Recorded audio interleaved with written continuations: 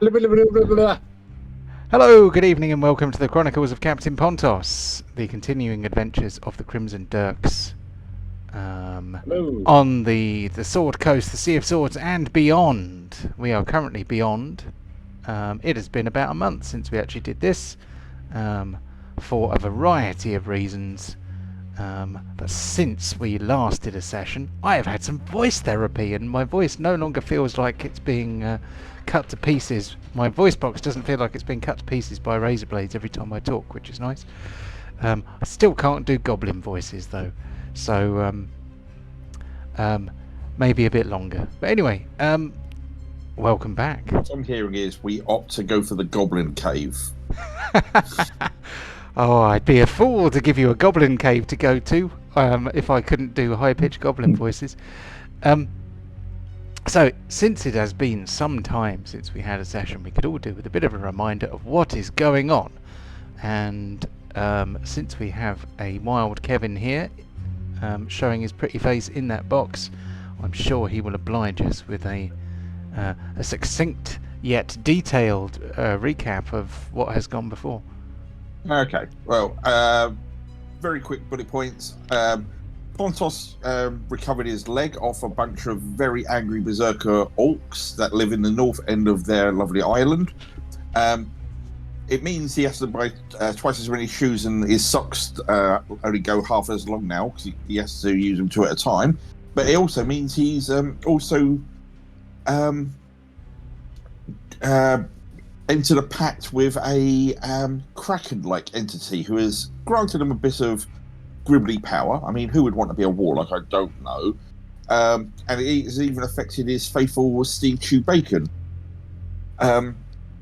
We got a bit. The rest of the party got a bit of a vision of things that could happen if this carries on, which would include Pontos slowly taking over all of the orcs on that island and becoming this new martial power that threatens all of the Sword Coast, and not a particularly good thing. So we thought, we want to help our friend. So while we're trying to work out a plan and gather some information, we went to the southern part of the Orc Island, where we met the less berserky, more tinkery type orcs, where we also met a very friendly artificer gun mage who is more ally, part of the party, or enemy of my enemy is my friend kind of situation. I'm not sure. During all of that, we found the leader of those orcs happens to be Pontos's dad. So after they beat seven bells out of each other, they decided to catch up over time. And because we'd beaten those orcs up so much, word of a raiding force of these berserker orcs was coming through, and so we had to do their work for them and sort them out while they're all recovering from their wounds, which we just finished off. And we basically had two options, because it seems this Kraken is hiding beneath the Devil's Mouth there. And the reason it hasn't gone back to the plane of water where it should be is because there's a strong magical item that is anchoring it. We believed it's the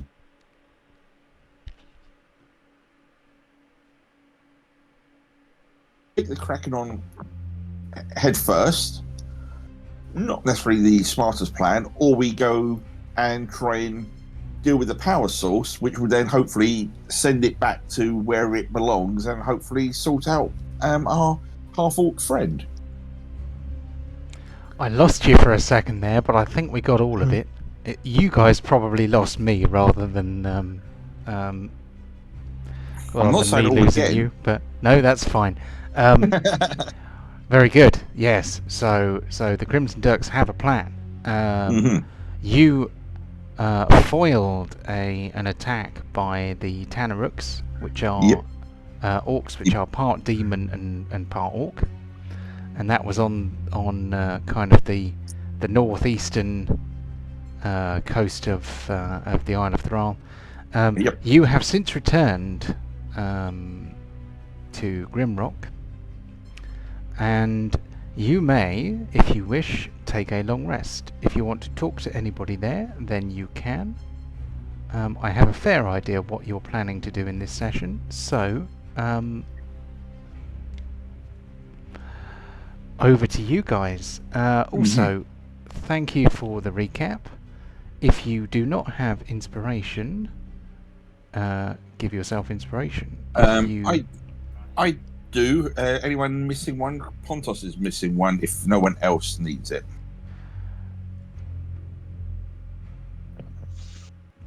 Yeah, we can give that to Pontos. That's good. So let's pop inspiration on Pontos' character sheet. Captain Pontos, played by Ryan. Ryan is away at the moment. He may be suffering from an extreme lack of sleep due to a new addition. Luke is not with us because he's on holiday till June. All right for some, but yes, we do have the rest of the crew. So what would you like to do first of all? Sorry, I've totally forgotten what the artificer's name is because it's been a couple of weeks. It's Clestus. Clestus, that's it. Just wrote that down because I am terrible with names. Right. Clestus, you said you have a way for us to be able to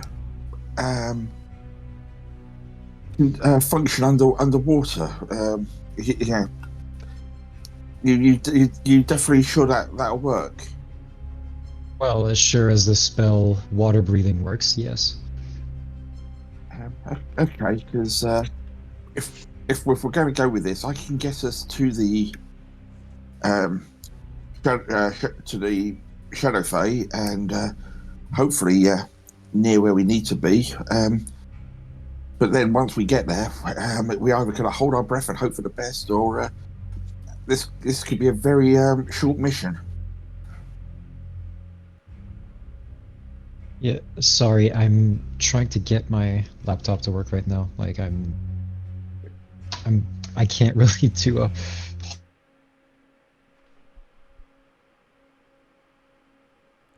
It's like not working right now. I'm sorry. Yeah. Can you guys hear each other all right? I can hear everyone. Why are you having trouble there, John? I'm not having problem. Okay. Oh, it's obviously just me. Hello, hello, hello. Can you guys hear me? Now. Can you When frozen there. John, are you there? Yeah, I'm here.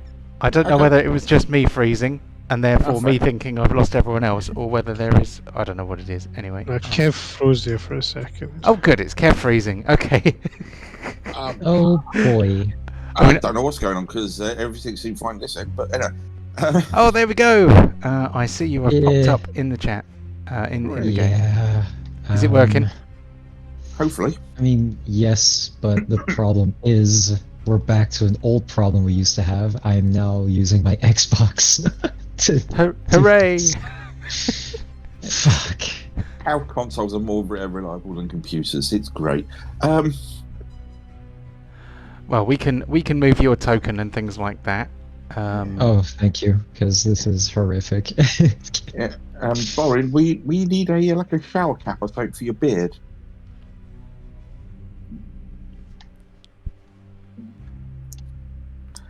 I think we will need one for his beard.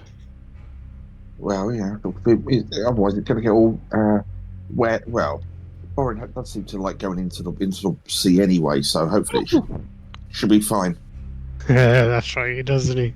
Oh, I forgot it's been such a long time since we've nearly drowned the dwarf. Well, alright. so like I said, if we can get close, I'm fairly confident I can do that. And then we're just going to try and figure out how we can dispose of this item once and for all. Hopefully, When in doubt, hit it. we can always try that. I'll certainly watch and take notes, but it does seem a shame that we're looking to destroy such a wondrous item. The magics of the Netherese are truly something to wonder at of what they were able to achieve in the past. Shall we make our way then? Okay. You want to? How close do we want to get before we try to transport ourselves? I mean, I could probably do it from here if we want to try. I'm fine with that, I think. Just in case we land in the water, Calestus, do you want to do any preparations from your side? Yep, I will need a bit of time to infuse a couple of mundane items with the spell, but yeah, it should be doable fairly soon. I just need to look through my character sheet on my phone so I can find how long it takes.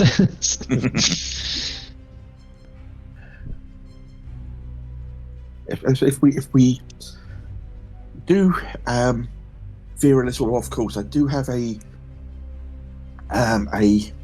plan of how I can help speed us up to get to where we need to go. So I have contingencies as long as we end up in the right area. Okay, so it will take me about the time of a long rest to infuse 4 items at most with the spell water breathing. I cannot do any more than 4 items, however. 1, 2, 3, 4. Ah, bang. Doesn't the spell affect multiple targets? Oh, it actually does, yes. Yep, you're right. Oh, excuse me. It's you and multiple people. Alright then.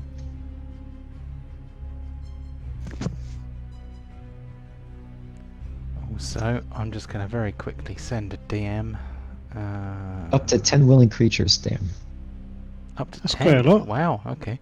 And it's also the fact that you can ritually cast it if you do rituals. It's a really good ritual spell. Yeah, but I'm putting it inside an item, so I don't think you can ritual cast from it. No, but it's for those that can ritual cast it, it's really good because it's like I don't have to prepare it, and it And it covers lasts so many 24 people. hours. Mm. Damn. Alrighty. Yeah, I just need one person to have it. Who do you trust to take this item? Well, maybe 2, just as a contingency if someone were to fall. Good idea. Because I don't want to lose all my infusions on this either. Oh, I'm just trying to find something here because I've just had a moment of divine inspiration come towards me somewhere. I've just got to try and find it. Right, okay. As you're sort of trying to get all this ready, you do hear Pontos go, don't worry about that. I can sort this out. My hentai mummy, she kind of likes me.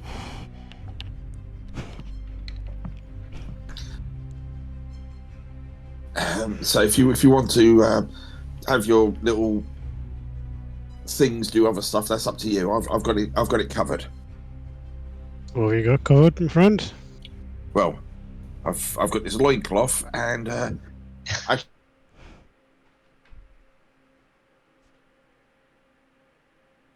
Is that just Kev freezing? Or was that everyone Oh, freezing? alright. Yeah, no, everyone bugged out for me too. Okay. Well, Okay. I've got this loincloth and then the cutout. Yes. So he's got his loincloth and he can allow everyone to breathe underwater, so you don't have to do any infusions.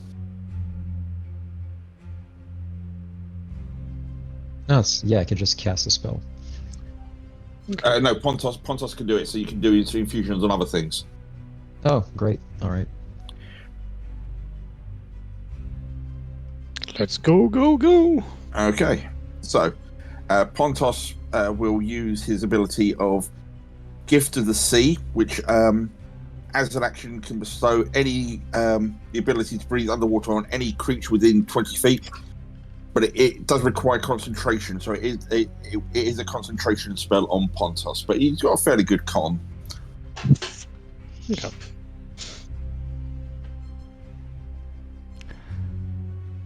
Do Cool. go Did you growth mention how long in- it lasts? It doesn't say. It just says the ability to breathe underwater. Oh, okay. forever? Wha- Means you can't whilst come out of the whilst water. within 20 feet of him. Oh, sorry. I thought the 20 feet was just while he was casting it. Okay. Mm. Oh, it's an innate ability rather than a spell, so he can allow people within that range of him Mhm. to breathe underwater. Okay. Okay. So while we're like 100 feet underwater, or whatever, can you suddenly decide, actually, I'm the only one that can breathe underwater? He could if he wanted to, Oh, okay. or you could go for the artificer's means, and you don't have any risk. It's up to you. I mean, would Pontos do something like that? Not to carry Rick, no.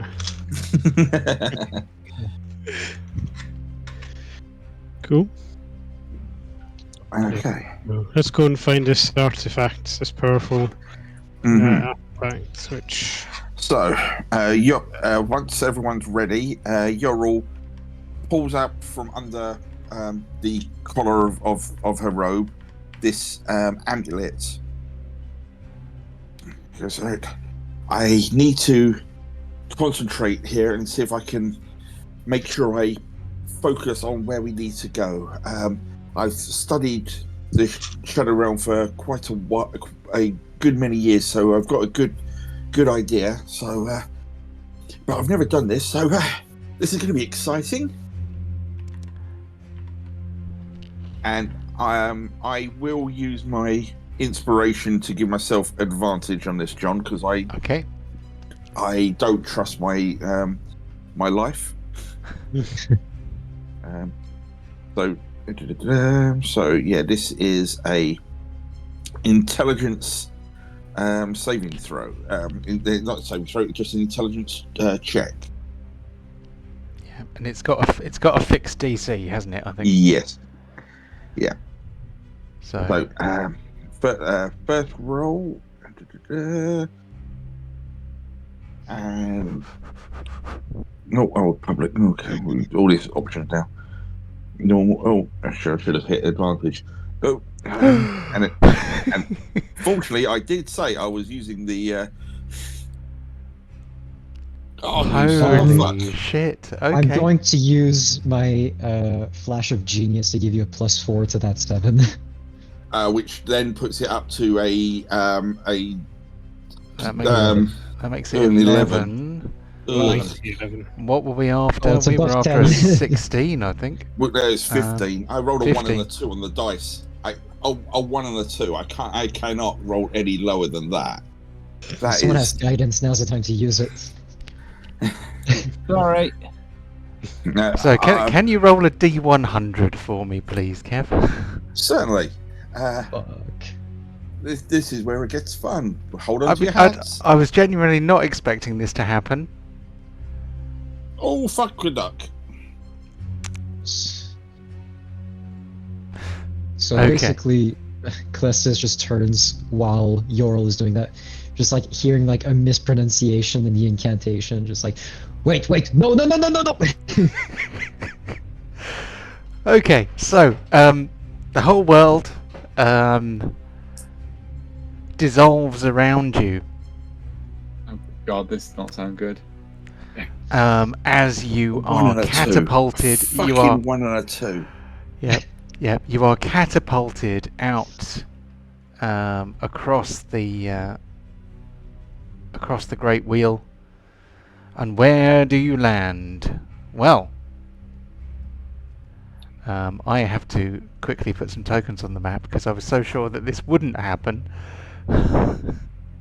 Which is obviously I needed a 10 or more on either D20. That's all I needed. Yeah, you had And even we- and odds we- twice. And with your flash of genius, I'd only need a 6 on one of those D20s. That was impressive. Yeah, if you're gonna fuck up royally. So, yes, you are flung far from where you planned to be. But it is a place that you feel like you recognise. Perhaps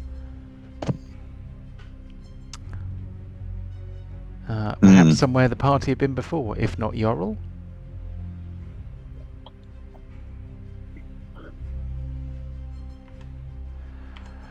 You arrive on a blasted plain. The whole place is scorchingly hot, incredibly dry, and you can see lava, rivers of lava. You can see balls of flame just levitating in the air. It is absolutely sweltering, and strangely, and no one is more surprised than he. You see nearby a fire Sure. genasi. Oh dear. See, Hey, yo, at least we get all Joe. our stuff back. Yeah. So, I am going to speak for Char on this occasion, although he Yep. is Kevin's character. I'm sure he'll forgive me. So Char is hovering above the stony plain. He's got kind of fire instead of legs, and he looks oddly angelic in a terrifying, fiery sort of way. You have the feeling that he might have become a bit more powerful since you last saw him. He floats towards you, and he speaks. Oh, hello. Friend Char, how are you, my friend? Where have you been? Well, I've been here, there, and everywhere, but most of the time I've been on the plane of fire here, where you let me get sent. I don't think we'd let you get sent. Well, you didn't come and find me. Well, we're here now. Yes, We'll try. It's I- quite difficult. I'm not quite ready for you yet. Why not? Well, I've still got a few things to do. You know, long old to-do list. Lots Well- going on. Barely have Well- time for a catch-up at all. What's been happening? What have you done? Oh, well, I don't want to spoil the surprise. Oh, okay then. So, I think you still got all our stuff, all our gold, all our money. He kind of looks a little bit guilty for a second and kind of, pats his pockets and says, "Oh, not on me, I'm afraid." So where is it then? Oh, it's back at my current place of residence. It's too far, just for a flying visit. Hmm. I tell you what, you look somewhat surprised to be here. Perhaps you came here by accident?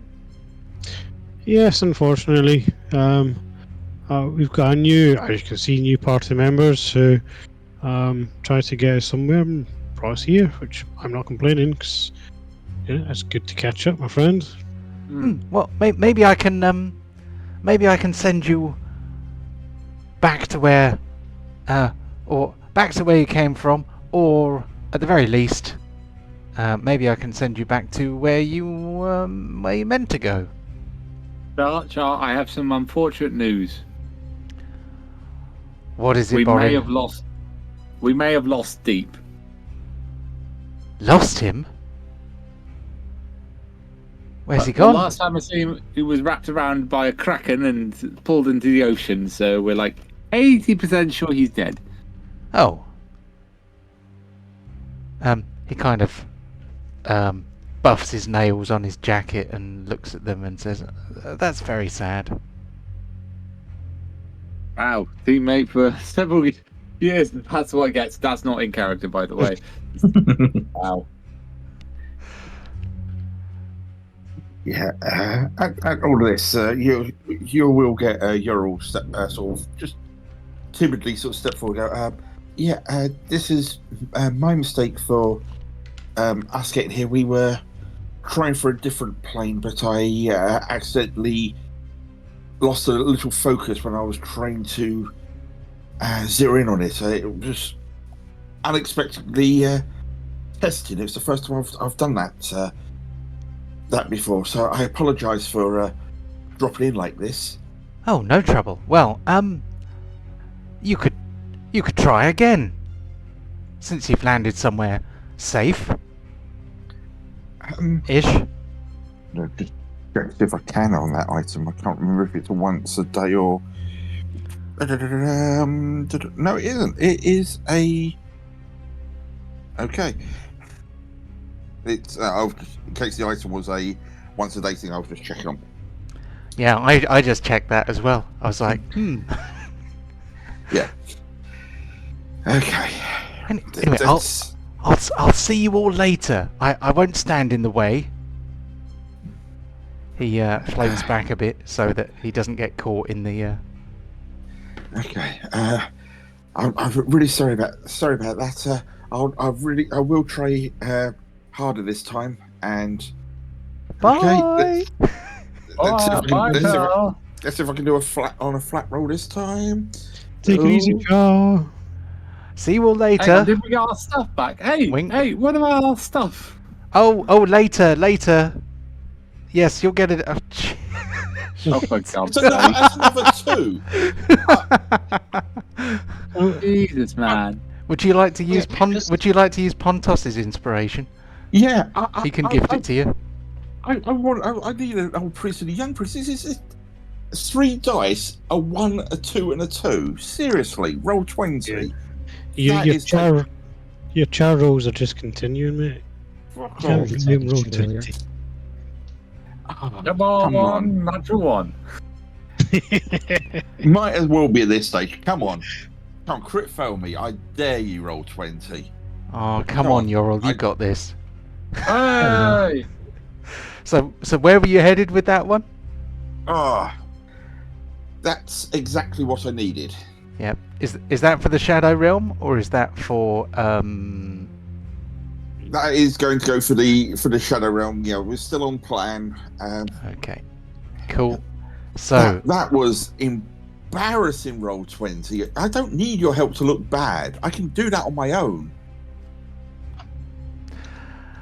you disappear from existence in the blink of an eye and find yourselves somewhere else. You appear more or less where you departed from, on the southern tip of whichever island in the Shadow Realm corresponds to the Isle of Thrall. It does look slightly different, but as you appear in the Shadow Realm, you are struck by the fact that the place has changed since you were last here. Everything seems to be lit in a dull ochre light. You are overwhelmed by the stench of iron, and it appears that the sea, which before was kind of dark water, has been replaced by what looks like blood. The whole place smells quite bad, and you notice the devil's mouth. You can't see the glow from the bottom of it like you could before. You could see kind of a glowing light coming up through the devil's mouth on this side of the Shadow Realm before. Now it seems like the water is too opaque to allow anything to be seen through it.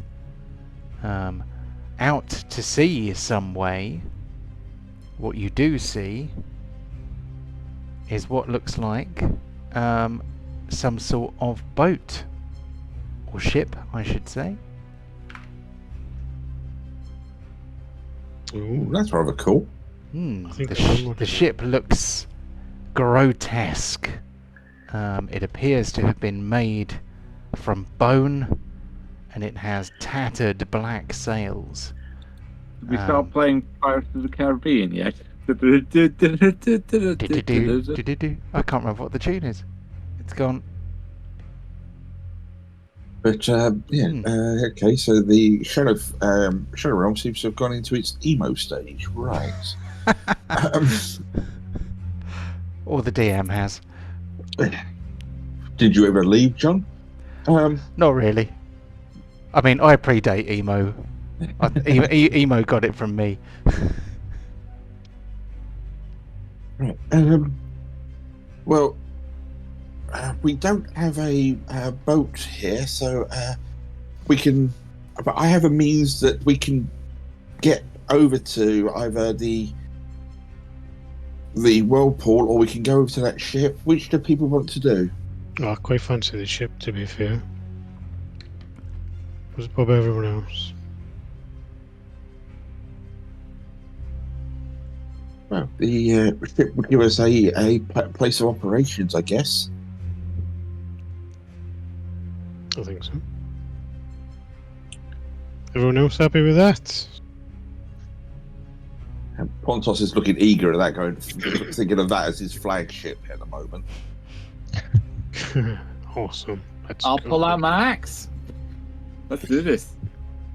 Right, if everyone can get in the water, I've got a means for us to travel over there. Just brace yourself for and don't jump to any conclusions, okay? Okay, I can fly myself if that's what the plan is. No.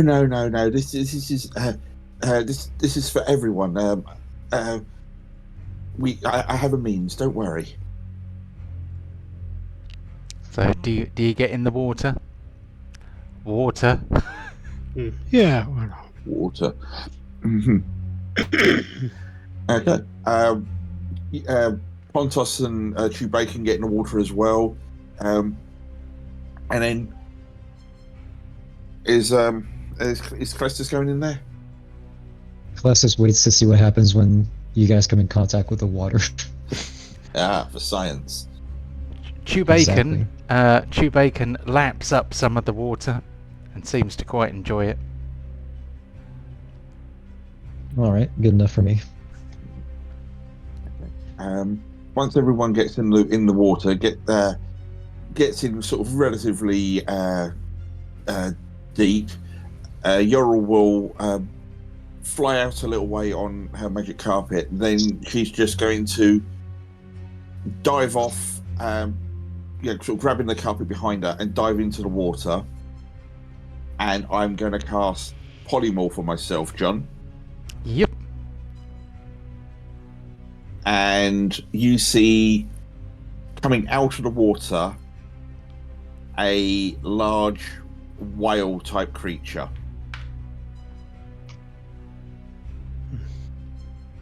It's a bit weird. And as this thing starts swimming towards you, you see that the mouth starts to open. There she blows! The white whale. It tasks me. And I'm going to try and collect you all inside my mouth. And you're going to Geppetto this bastard, and carry you and start swimming towards the ship. So just so I've got this right in my mind. Pontos is a seaman. Yar. I have swallowed semen. Yes, I have. If we're going to go along this thought process, yes, I have. Just checking. Yeah, just clip that audio bite, please. Yeah, John. just make sure That'd be you great. spit, don't swallow. Yeah. Well, depends how classy. That could be a donation sound. Of course, I swallow semen. And there's a clip for this episode. Ah, shit. Excellent. Excellent. So, yeah, and so Ural the Well will start heading towards this ship. Cool. Okay, so you're all in Yorul's mouth, Mhm. which might not be what you expected to happen to you today. No. You begin to swim towards the bone ship. Yeah, if you guys could have thought of another way that all of us can swim at a reasonable rate to get to where we need to be, that was my means of doing it. Well, we could have probably climbed on your back and, sat down and had a chat while you swam over, but... No, you can still have a chat inside. It's now warm. Cool. Yeah, the water is more viscous than seawater would be, and seems to have what could be clots floating in it. It is pretty unpleasant. Luckily, whales breathe air, so Ural does not have to gulp down or breathe in lots of it. Yeah. Ooh. Yeah. So as we get close, I will sort of go to the surface. Yeah, keep to the surface. Open my mouth up so you can see what's just a sort of a little bit, so you can see between the teeth. The ship approach, sort of in the distance, getting closer. The ship appears to be at anchor, as if it is possibly inspecting or guarding or I don't know. It is sitting near the Devil's Mouth, basically, or between the island and the Devil's Mouth. The sails don't look like they would catch a great deal of wind, so it may not be able to move. You can't tell from here. But would you like to close in further? Yes, please. Very good. So I prepared this map assuming you would all be standing on the back of the whale. When they get close, they can move round. But for trying to do rapid transit, it's probably quicker that it's like, right, get in, and then I can just put my head down and sort of pelt it. Then get closer, they might be able to climb up, but that's fine. So Yeah, I need to turn on daylight mode because you won't be able to see anything otherwise. There we go. So as you get closer, you see a ship made apparently entirely of bone. The tattered black sails look like they are probably made of flayed skin, and it flaps horribly against the masts, which are also made of bones.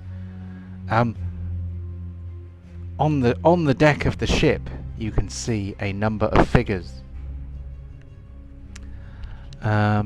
which I'm going to say that you can see well enough to get a bit of a look at.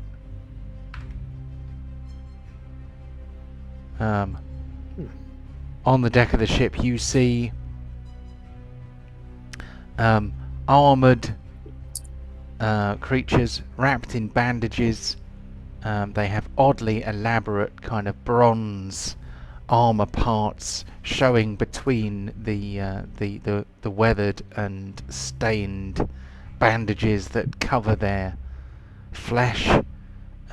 Standing on the prow of the ship, underneath the front tattered sails, is a figure that you recognise. However, instead of being under the dread citadel, under the dark citadel, in a throne room at the end of a mechanical maze. You see this guy standing on the deck of this grotesque ship. He is wearing an ornate headdress, and he is also covered in bandages. His skin is cracked and wizened and wrinkled. This is the now cursed and undead Netherese Lord, who piloted or oversaw the doom of his enclave after it entered the Shadow Realm. He appears to recognize you and shouts to his minions, who begin to pull out weapons. So, oh no. You're back. Are you back? I'm back. I didn't go anywhere. I was here the whole time.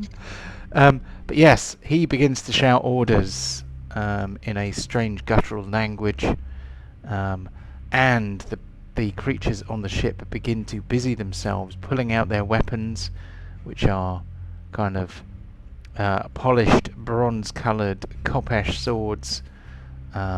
And you see in the crow's nest above the central sail, green witch fire in the hand of some kind of caster that you also may have seen before. What would you like to do? I'm going to hide behind Pontos and chew bacon. Thank you very much.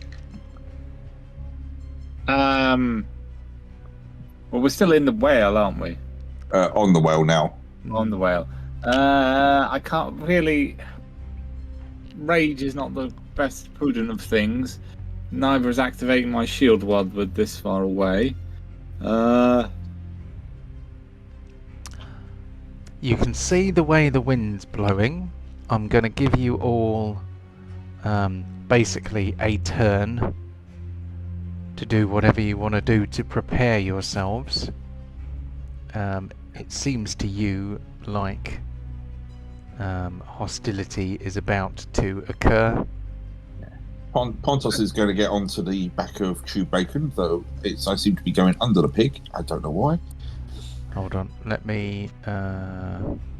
I'll send Chew Bacon to the back, but I also have to send the whale to the back. There we go, and that should mean that Pontos is at the front. Yep. I would like to propose something awesome. I would like to go to the back of the whale, and when it makes its flicking up motion with its tail, try and be flung towards the ship. Do I have feather falling in prepared? No, I've got boots of flying, so... Okay. and try and well, depending on how far I'm allowed to travel, it's a fair few distance. I don't know how catapults work in D&D. I mean, if Yorl is willing to smack you with their tail, to launch you. Crow's nest? One of them is in the crow's nest. Which one? This one? Yep. Hang on. So I'm going to get out a height marker. This one. How tall is the mast of a ship? 20 feet? Bit less? Well, what do we reckon? Depends on the ship. I mean, they can go up to like 80 odd feet. Yeah, they can go ridiculously high. Oh, okay. Oh, this one's not that big. I'm going to go with 20 feet. So I'm going to put a height marker next to him. So that's 20 feet above the deck. Obviously the deck is somewhat above the water line. So actually it's probably more like 30 feet. Let's call it 30 feet, shall we? Come on, I mean 20 feet isn't even the size of... It's smaller than a 2-story building and itself, so it's huge.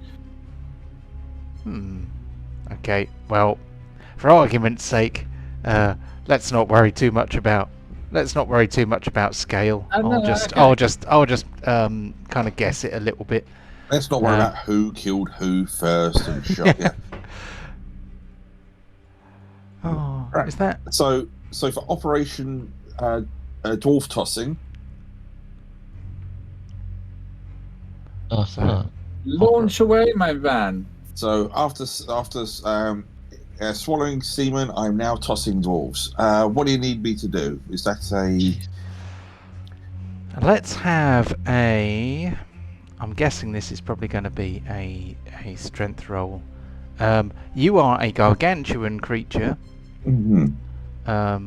So I am going to say that you have advantage on that roll just purely by virtue of just being so big. Yeah, I'm just clicking on my token. I have skills and I have saves. So I wasn't sure what I can do off that, or do you need me off my character sheet? I would do it straight off the character sheet for the moment.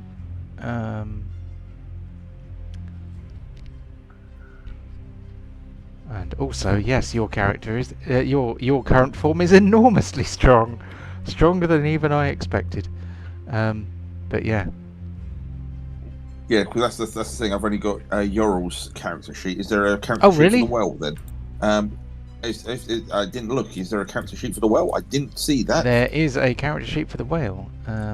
It is in your polymorphs folder. But if you hold down the shift key and double click on the token, then it will open up the character sheet associated with it. I'm just opening up as well. I didn't realise that. Oh, fuck me, Whale yes, of mind poison is he- +8. Bloody hell. He is a chunky one. So, right. So, and you said advantage for the... Yes. Right. Commence the toss. Fire when ready. That was lucky. So the DC basically was 20. So if you had got under 20, you would have smacked Borin into the side of the ship, which would have involved... Oh, now you tell me. I would have... I would have tried to slow down. I'm steering with my boots of flight here. So you manage to avoid being thrown into the ship. I am going to say that you get hurled 80 feet towards the ship. Nuts. I mean, you're in the air above the ship, so that's that's going to be helpful for you. It's going to put you closer to your intended target. There we go. So okay then. I'm not raging yet. I haven't raged yet. I've got the token on there, but I haven't raged yet. So yeah, Okay, is that to remind you to do it then? Yeah, Okay. I will do it on my turn. Cool. I haven't done it this turn because I would need to injure myself. So yeah, I have flung. Okay, so Can Borin I- has been flung. What do you want to do? Can I cast Vortex Warp, please? On Oh. what? Well, I was thinking Borin to bring him back, so that might just be funny. That'd be very funny. But Oh my god, I would have been so pissed. it'd be so funny. But this chap here, 'cause I think he's the only one that's in range, I think. Yeah, 90 foot. Okay, can you drop it in the chat? Because I'm pretty sure there's a save, and I can't remember how that works. Where's my character sheet gone? Give me once.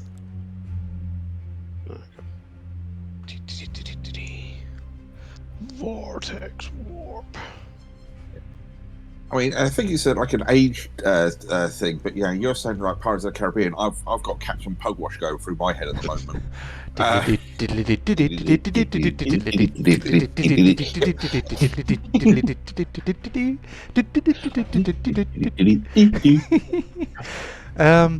Oh, if only I thought of that earlier.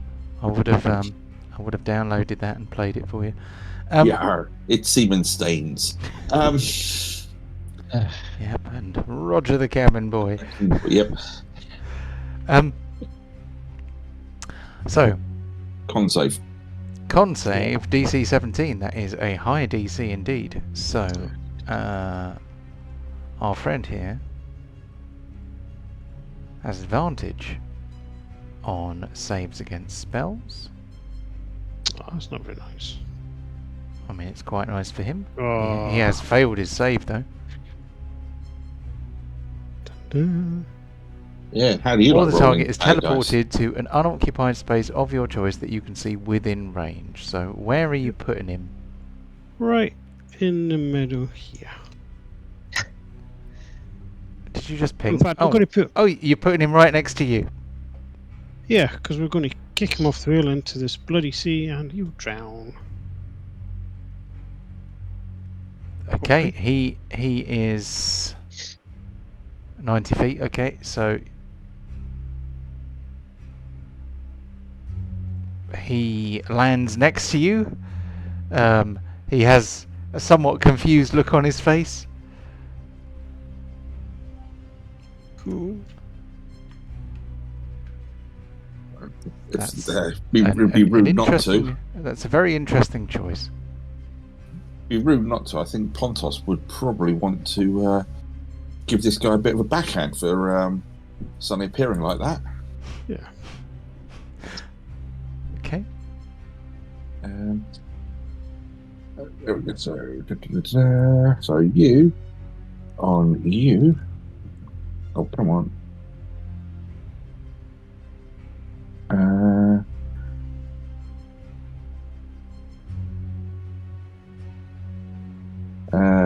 I have an advantage because of clusters, or because I'm Pontos on my pick anyway. I think he's also on your pig. Get off! This is a pig built for one. Ooh, nice. Okay. And he's got a couple of swings, which is nice. Just remembering Pontos now.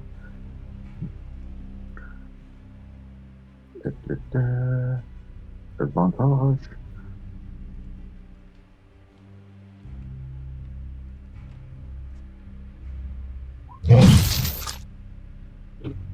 And stay down. And one last one.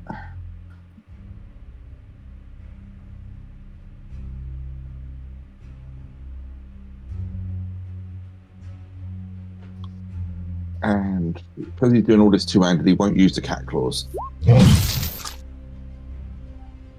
Consistency. Yeah. Wow. And he's prone as well. Yeah. I think he failed all of those. Every one of them, he went onto the floor. Oh no, the second one apparently he stayed on his feet, but he was already on the floor. So, okay, so that's Kararuk and Pontos. I've just realised that we don't have anybody looking after Duke. So who wants to look after Duke? Oh, I can, I guess. Okay. Who else wants to? He's a bard, isn't he? He is. Yes, he is a bard. He is a complete bard stard. Ooh. So Duke is going to open and see if he's got Phantasmal Force, maybe?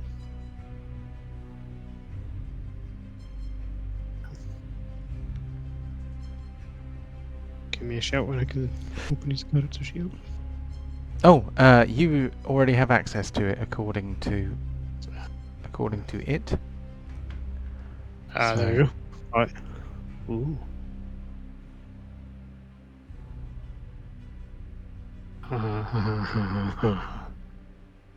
Just looking at some of the things he's done.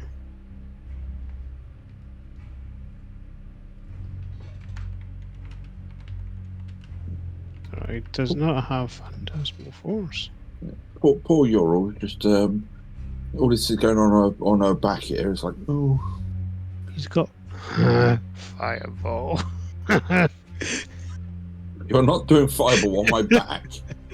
I can dodge it. Oh, Dave. I mean, that would be hilariously funny, but Well, the fireball, me just diving while these lot are on my back. I mean, all of the above, really. But Swim through blood, you bastards. Oh yeah, sure. Just leave me with the dip of undead. Oh, you'll be fine. what's the worst that can happen? So at the moment he's knocked down, isn't he? Yeah. Yep. He, looking for something interesting. Yeah, he's just going to cast Distant Whispers. While he's down. Stick in the chat. What? Sorry, I'm just trying to share it. It's just asking me for money. What? Public roll? Yes. Okay, so make sure you take a spell slot off for that one, for that is a leveled spell. There is actually a button for that, I think. I don't know whether it actually does the thing though. I'll take a special. Okay, so it's DC 15 Wisdom saving throw, I think. It is, but you can do that using the power of automatedness by using the token action. Ah, there we go. Doink. So you don't need to manually take the spell slot off after all. I'll put it back on in a second. And it'll automatically take one off. Well, fuck. So bear in mind he has advantage on spell saves, so he is going to retake that.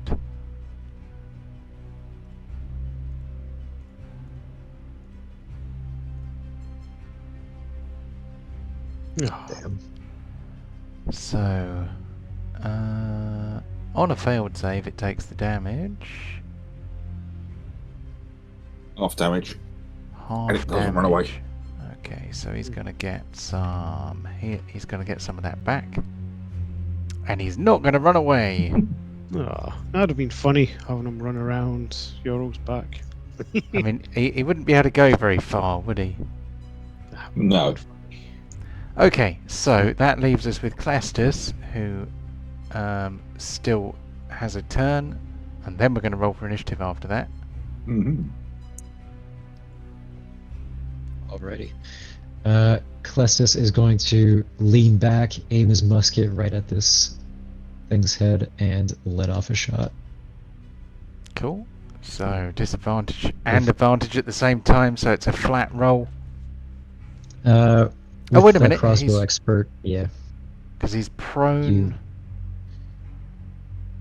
Hold on. So what does crossbow So, expert do? I keep don't forgetting. get disadvantage from attacking things in melee range with my ranged weapon. Oh, So it's just a normal roll at this point. okay, cool.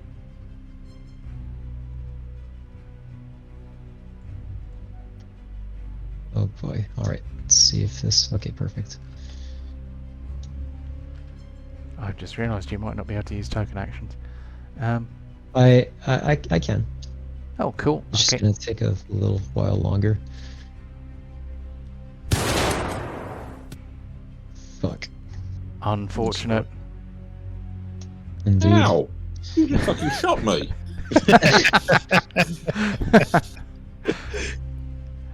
Worth a try. Okay, so If he's pointing down and he misses the mummy, where's that bullet going? It's going in the Oh back yeah, of me. he shot Don't worry about it.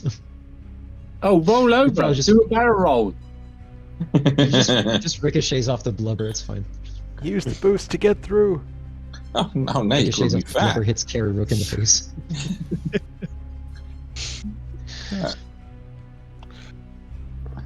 Oh, that's a Okay. scary initiative. Yeah. Scary for you. It's freaking terrifying for me. I don't know. Okay.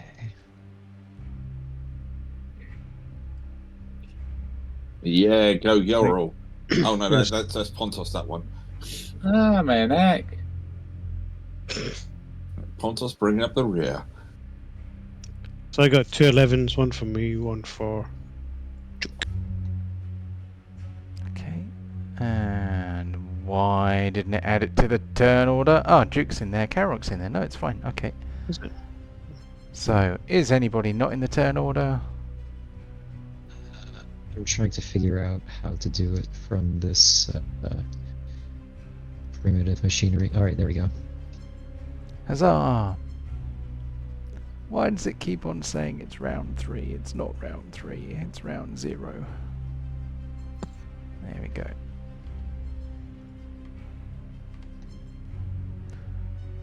Okay.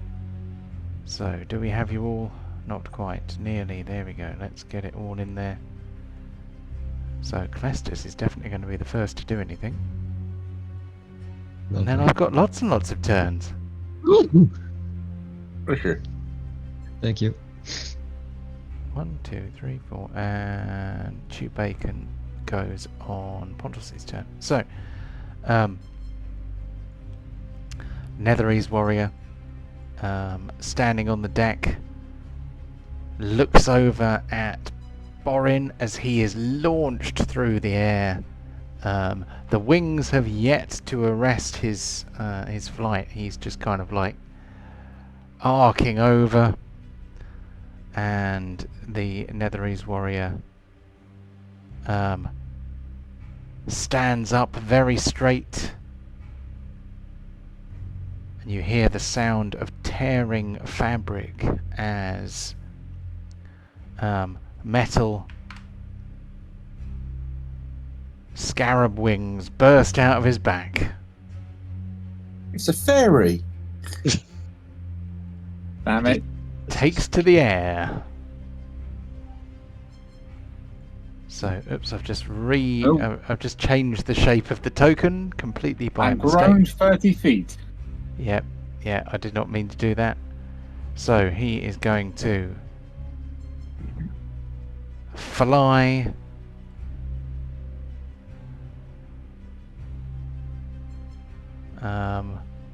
forwards up over the edge of the deck towards Borin. He is not going to, or is he? Go vertical, hasn't he?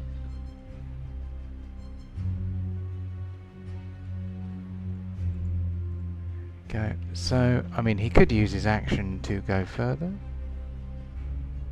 but he is going to stay where he is in the air above the deck. We move on to this one here, who also takes flight, flying up towards Borin. It reaches his height.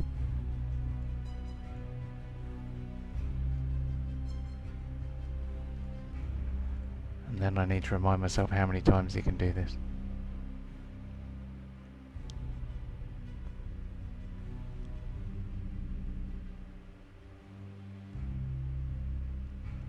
So, as he flies towards you, his jaws open wide, you hear a terrifying wheezing breath coming out, this kind of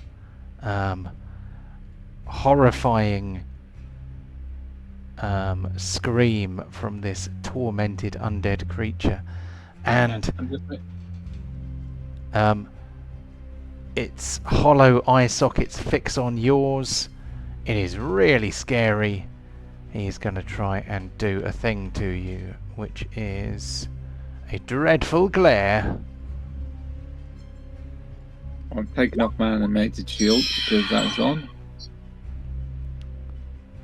So you have resisted his terrifying glare.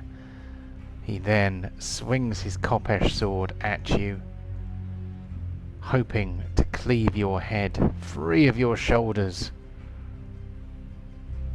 But will he succeed? Well, he hits you.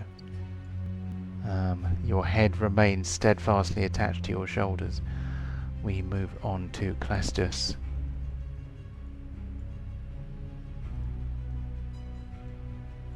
It's muted, my bad. Clestus not taking that missed shot very graciously is going to try again. Cool. Jesus, this is very annoying to do with the controller.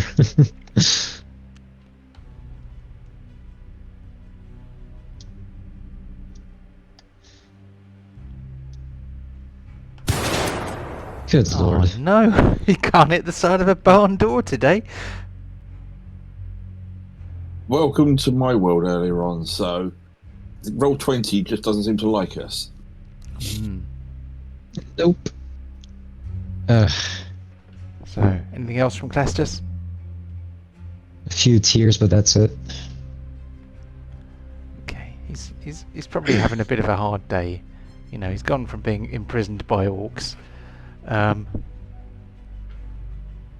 to fighting orcs to riding in the mouth of a whale.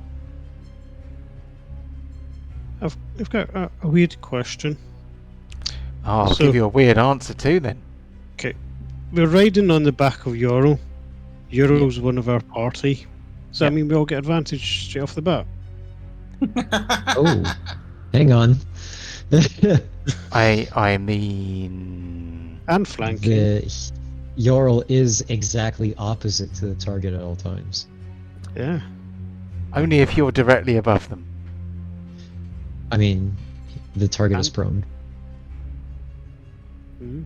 You've already got advantage because they're prone anyway in melee. Yeah, it doesn't really stack, so... Okay. Ascending off the deck, another Netherese warrior approaches. Does the dreadful glare, are you immune to it after passing a test? Yeah, so the dreadful glare is not going to work on you again.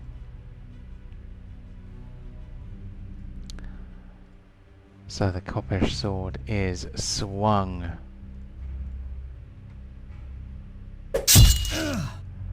There's one hit.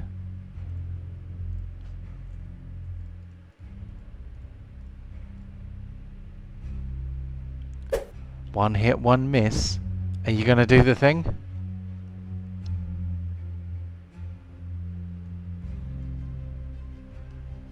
Michael? No, I'm going to save it. Okay. So I am going to move on to another one. He also steps lightly into the air. His jeweled scarab wings popping out of his back. Just realised that I did not generate hit points for any of these guys. Got to have some Yeah, random just, hit points. Let's just call them 1. That's a great idea. I mean, there might be a 1 in there somewhere. I couldn't tell you which digit. Okay. So he flies into the air. He does not currently have a target, but he is going to bear down on the rest of the party. Yeah, go help your On to master. Borin. Well, I can't do more than 2 bonus actions at the same time, so I am going to rage. Well, you can't do more than 1 bonus action. You can do exactly Yeah, 1 but I bonus can't action. activate. I was just rocking my head at that. Right, yeah. So what? I can't activate my shield this turn, but I will work on that later. Cool. So what I'm going to do is... Blimey, it's been so long. Oh yeah, I get 3 attacks. So I'm going to do... Damn. They probably won't bleed. Pushing, quick toss. Pushing's not going to help. Reckless attack.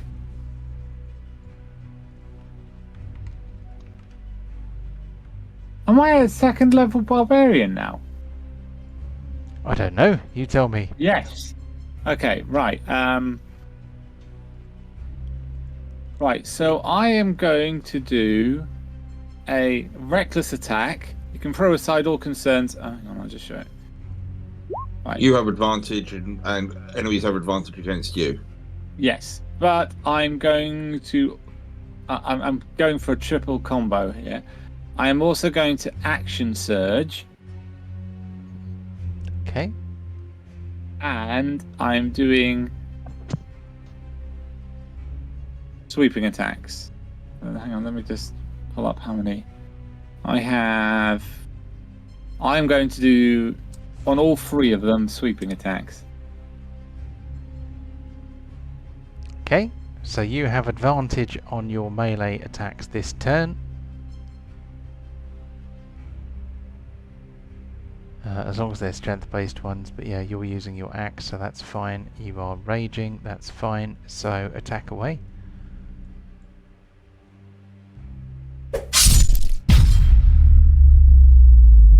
Yeah, that's 1. Does the Brooch of Bleeding do anything? It doesn't. In fact, the bleed damage does not happen because these guys don't really have any blood, and therefore the healing does not happen either. Ooh. Right. Well, bottom one takes a lone 6. I'm going to do 3 on this guy, and then 3 on these ones. So it'll be 3 sweeping attacks for both of them. Okay. So 1 sec. Let me. So sweeping attack hits if it would have hit The other other guy, thing, doesn't but it? basically because they have the same stats, it does it anyway. Yeah. So Yeah. what you do? You how many superiority dice do you have? I have a total of 5, so I will be doing all 5. All 5? Good God, all- man. Okay. All 5. He really wants to Well, kill something. Depending on obviously on success, I can It's turning into Operation Blender. Yeah. So that's 1 attack, and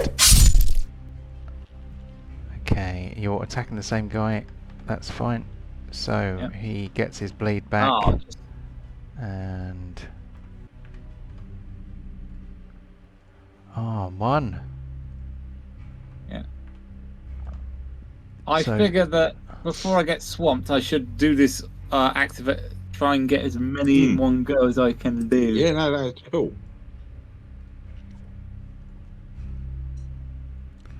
Okay.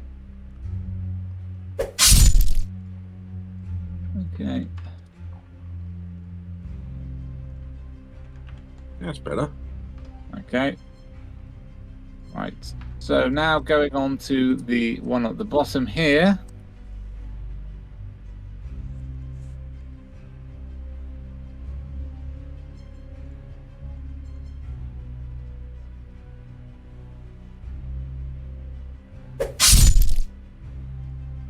Okay. So this one here takes 8. Yep.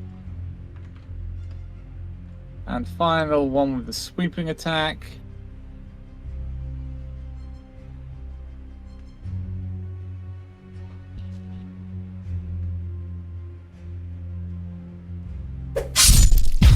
Oh, another crit. Okay, and that was the bottom one, wasn't it? So Yeah. we'll give him his bleed damage back. Oh yes. And he takes a full 10 from the sweep. Okay. So superiority die expended. Yeah, all of them done. And then final attack number 6.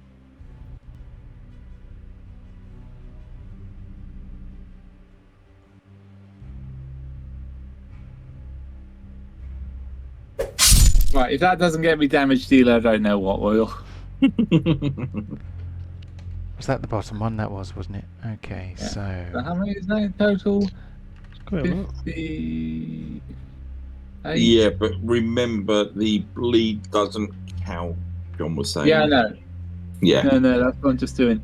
So damage 13 plus rage. it's quite a lot. It is a lot. Plus all the hang on, how much? Plus an additional 10, 18, 19, 25. Maths is hard. Hang on, I've only got four d10s here. And that 1, 2, 3, 4. Oh no, sorry, my mistake. Yeah, that's me done. Cool. Okay then. Onto the whale. Okay. Well, hopefully everyone stays on my back, or at least they get moved afterwards, as I commence swimming to allow for boarding actions in a minute. Cool. So 35 Is action surge? Oh yeah, done that. Okay, there we go. and 60 feet takes me all the way to there. Okay, so let's Yep. let's move everybody with you. So hopefully that gets people close enough that they can jump aboard and have some fun. Cool. And I will hold a tail slap in case anyone decides to get too close and personal to me. I've just realised that we probably ought to have given Boren some damage, considering that he just got smacked by a giant whale tail. But I'll let that one go. I don't know. Though. I suppose there's a difference between being hurled by a tail and being hit by a tail. Oh well. I mean, yeah, you're not hurt if you're sitting inside a comfortable when it fires. You're not hurt. It's when you slam into the wall that does the damage. Yes, it's the violent deceleration at the other end. I felt some G's. That's about it. Cool. But I'm gonna, like I said, hold action with a tail slap in case anyone gets near me, and that is me done. Cool. Okay, on to Kararuk. Oh, excuse me. Okay. So, have I got advantage on sneak attack on this thing? It's on the ground as well. What, against the whale? No. Against the monster in the middle of the zone. You currently have advantage and therefore sneak attack, yes. Awesome. I am going to take a little stabby at it first. Sorry, give me a second. I'm just finding my dagger.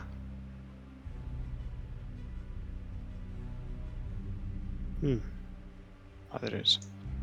Okay, boom.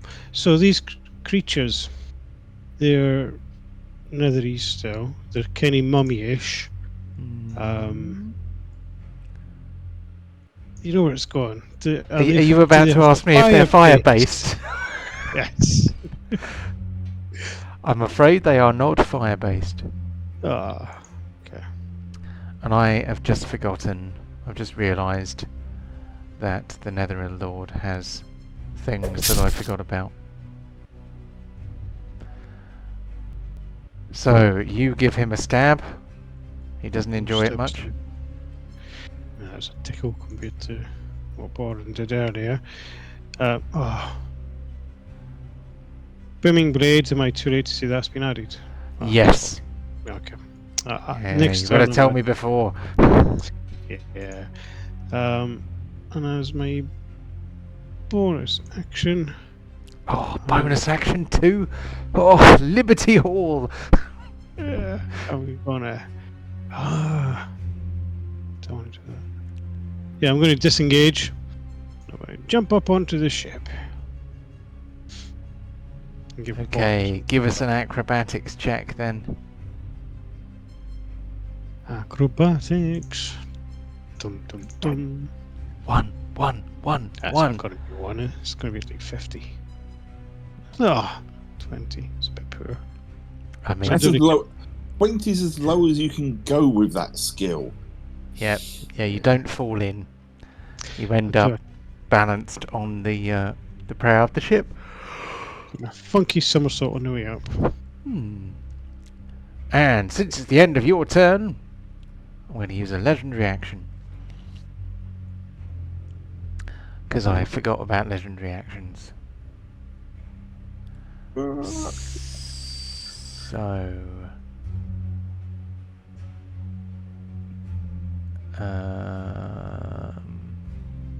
5 feet or 60 feet. Okay. Cool. Who shall that be upon? That's obviously going to be on Kararuk, because Kararuk is the one who has worked this mischief. So,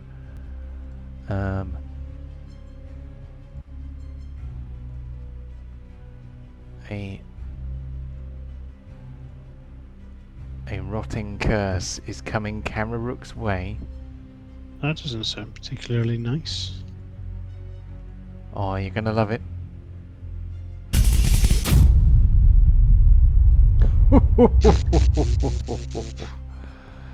Crikey. That's not nice at all. You have been struck by the rotting curse. Can he do that since he's prone? I mean, he can. Yes, he can. Okay. I'll take his rotting curse. You can probably still use your Uncanny dodge. uncanny dodge on it, unless that has to happen on your turn. It doesn't, does it? You can use that any time during the turn, I think. It's a reaction, yeah. Yeah. There you go. Cool. Cool. Okay, so that was Kararook's turn. We are now on to Duke Bardstead. So Duke is going to do some funky things. Funky things. Yeah, I'm trying to think of which funky thing. He is going to... In fact, he's going to help out a little bit.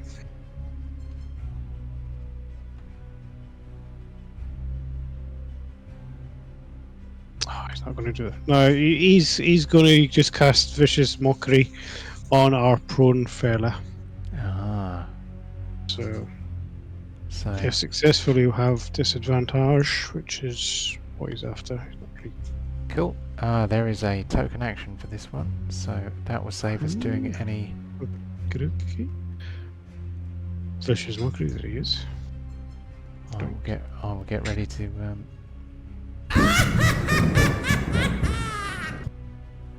Oh, Second attempt at the save was not required. Okay. Anything else from Duke?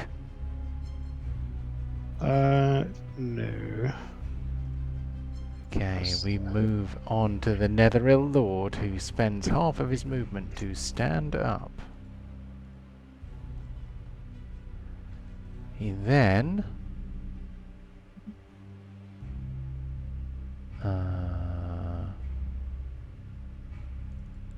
does a dreadful glare on Clastus to try and scare him.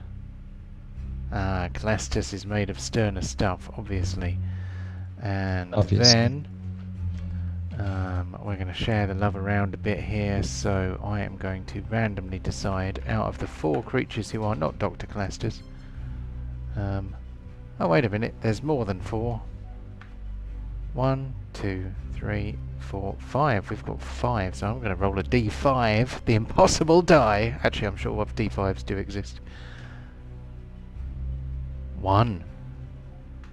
So the rotting curse is aiming for Pontos then. For this is both a melee and a ranged attack. Okay, what do I have to do? Well, probably just suck it. Oh no! So it is I who is sucking it. So I am sucking it, and Kev is swallowing the semen. So Yeah. He swallowed when he should have blown. so he just fumbled. So he is going to take a Constitution saving throw. To see whether he is affected, foisted by his own petard. He is, in point of fact, hoisted by his own petard, which basically means getting blown up by your own bomb, isn't it?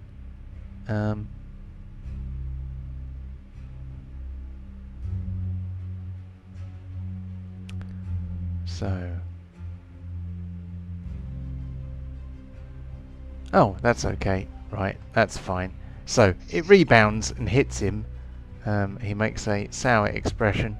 It doesn't seem like it's done too much harm to him. If any. We then move on to the creature in the crow's nest, who is certainly going to attempt some zamzappery.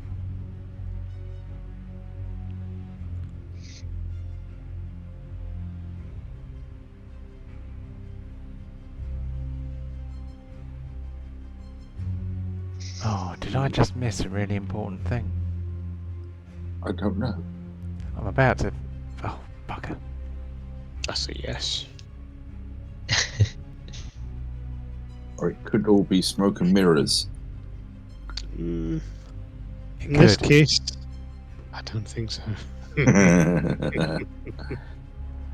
So, because I forgot to do it on this round, I am going to just do it next time it happens. In the meantime,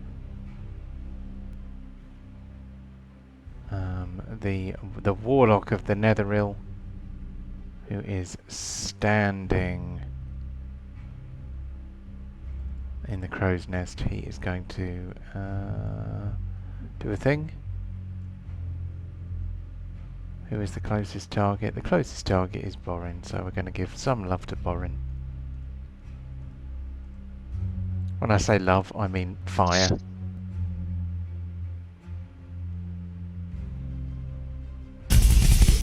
Oh, it's a miss.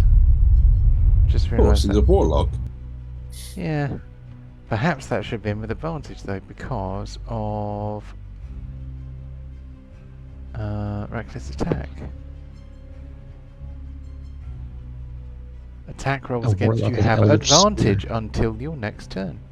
Yeah, they have advantage. So let's have a look. That was a 15, and we add to that a 7, which gives us 22. 22, yeah, you hit. So that means that's a hit. So we're going to roll 1d10, and we get a 5, except it's leveled. Oh, excuse me. So that's probably supposed to be 2 of them. Where does the leveling happen? Eldritch is just the number of shots rather than a more powerful single shot. Oh yeah, okay. I'm getting mixed up then. Okay, so, well, he's definitely going to do it again then. So...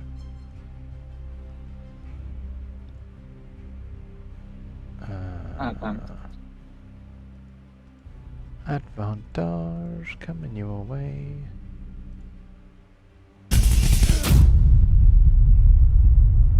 There we go. Wow, 2 hits from a warlock. That never happens. No, it doesn't.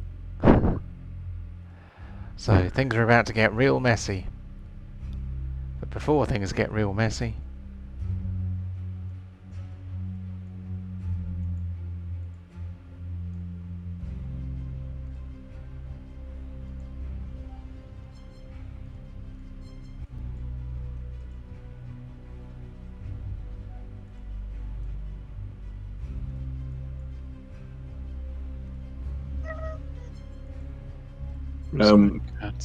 How high is that guy? Is he attacking Kalrook?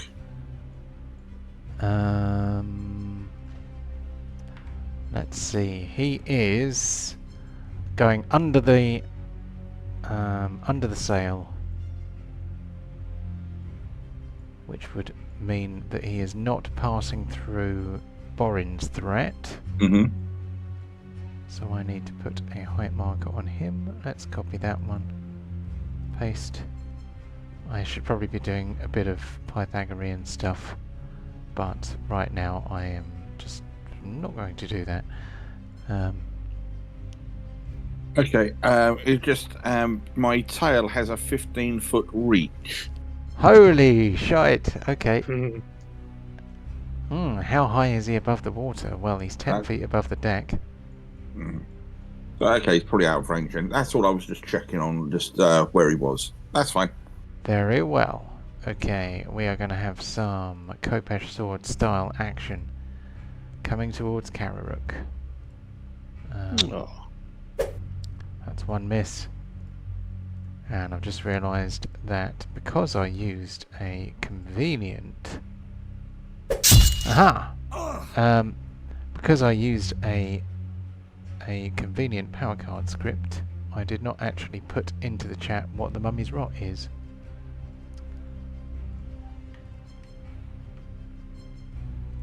So There's let's- one. I'm guessing probably sound like necrotic or something. So the Rotting Curse.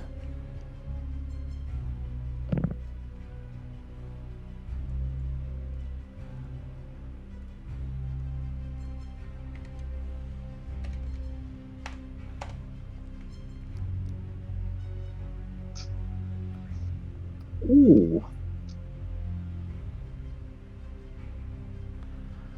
So, some of that I should probably have actually not put in there and saved that for a surprise for later. However, that is a thing. And also, the thing that I keep forgetting now may affect Kararuk. So,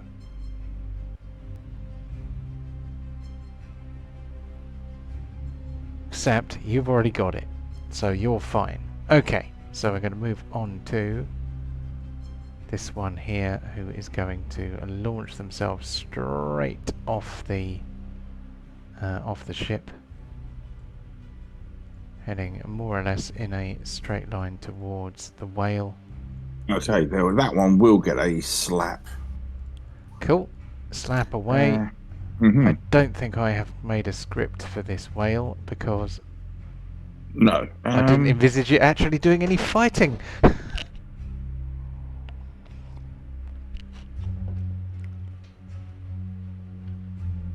That is most certainly a hit. For 18 damage. Very good. So, Better than a poke in the eye. so that is mundane bludgeoning, isn't it? Yeah. Okay. So you get the feeling that this smack might not have been as smacky as it could have been, but slightly Hey. smacky it still is. I'm a wizard that actually smacks something in melee. Yeah, that's good enough, isn't it? Let me hold on to the dream. So, the Netherrealm warrior's jaws stretch open wide, and a terrible buzzing sound issues from within.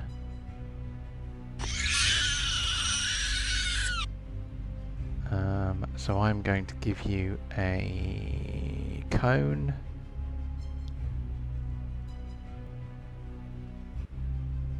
Cone marker, if I can find it. Spell markers, animated spell effects.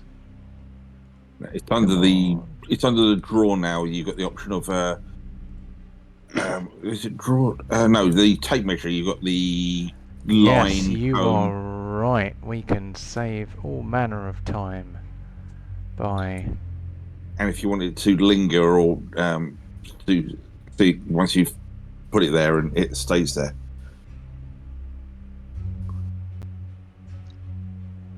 Wait a minute.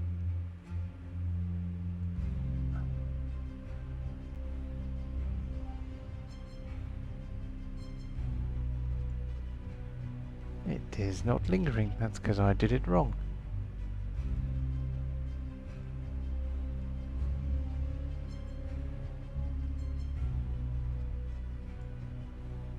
Well, that's going to get Pontos, Clastus and Chewbacon anyway. Will it affect the Netherrealm Lord? We have yet to see. So, yep, necrotic damage. So can I please have a DC 14 dexterity save from anyone who is in that radius? Mm-hmm. So Pontos. Not me. No, you're miles away. Pontos loves it. Cool. So Pontos only takes half damage, as does Bacon. Clastus.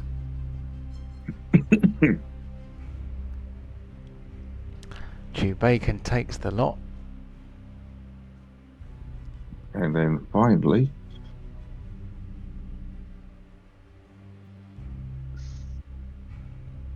And yeah, Yorl's blowhole is choked with grave flies. so how much damage is that? 23, or half of 23 if you beat the DC. So I'll get you guys to assign your own damage, So if that's alright. Although yeah, actually and- I'll do Clastus because he... and the Oh, thank you. half of I don't want to 23. That's, is it 11 or 12? it's rounded down, isn't it? So 11. Okay. I'll have to do a con save in a second for Bacon. For Yorl, sorry. Oh yeah. Mm-hmm. Is that for Polymorph. Polymorph? Yeah. Oh, exciting. Oh, everyone might end up in the drink. Yeah, but at least they got closer. So I don't get any of my my walk up or anything at the moment because I don't get that while I am in whale form. Love it. Ah, Yorl's fine. Okay. Mhm. So was that attack you did your held action, or was that Yes. just an attack of opportunity? That was the held action. That was my Okay. that was my held action because it got within melee range. Groovy. Okay, so that guy has done his plague of flies. We are now on to Pontos, who is about Okay. to make a terrible mess. Well, first things first. Let's do the Pig o' Doom on the Lord. Cool. He's on his feet again now. Yeah. So sadly, not the 20-foot charge, but we do have advantage because there is a handy bard there.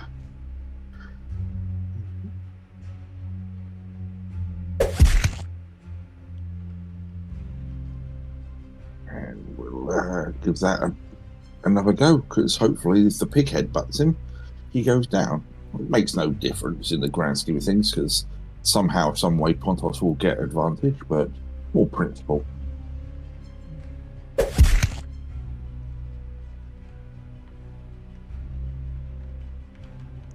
So I'm probably going to have to do some adjustments. Well, I'm absolutely going to have to do some adjustments.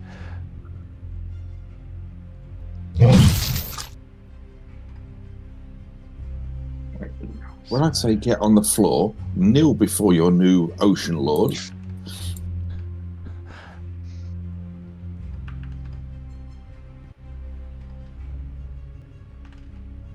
I don't understand respect to Lord Pontos of the Ocean. And there.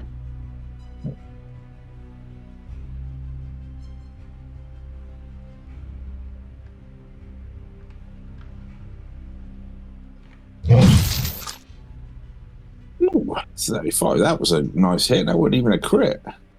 Ouch. And that'll be it for now. Cool. Okay, we have one more of these floaty dudes who is going to use movement and action to I'm get... curious where you got the art for the scarab wings. They're really cool. Oh, well, you see, I think I missed my calling as a graphic designer. Because that was an actual jeweled scarab that I turned into wings. Yeah, that's pretty cool, mate. That's pretty cool. I like that.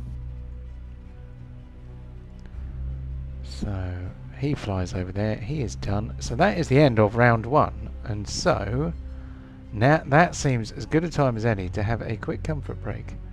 Mm-hmm. And I find myself really wishing that we had some snacks in the house, because my blood sugar is far too low. Anyway, I shall leave the chat going as we normally do, so that you can all turn the airwaves blue and get me banned from YouTube. Anyway, yes, I will catch you guys in about 10 of your Earth minutes, give or take. We'll come back a little after 10:30 GMT to resume. No worries. I need to push the button, don't I? So that we have the thing. There we go, break screen. Right, see you in a bit. Okay. Speak to you in a couple of minutes. Fuck.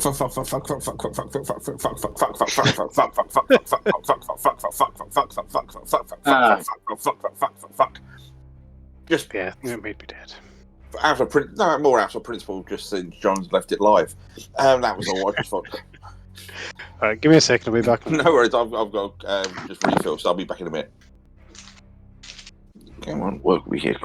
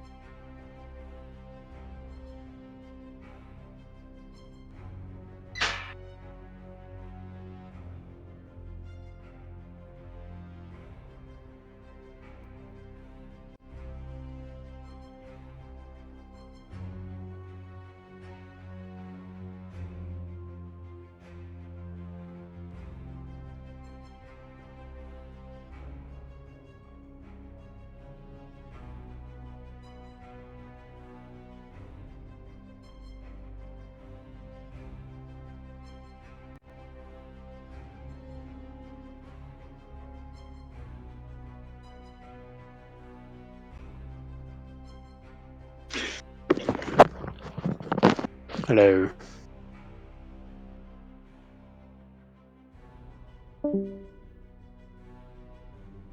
Hello. Hello. So how's it going on your Xbox? Horribly. Would you believe that using a browser on the Xbox isn't the optimal way to run Roll20? I do believe that 100%. Has it got that little sort of round cursor with a little point on it that you have to control with the controllers?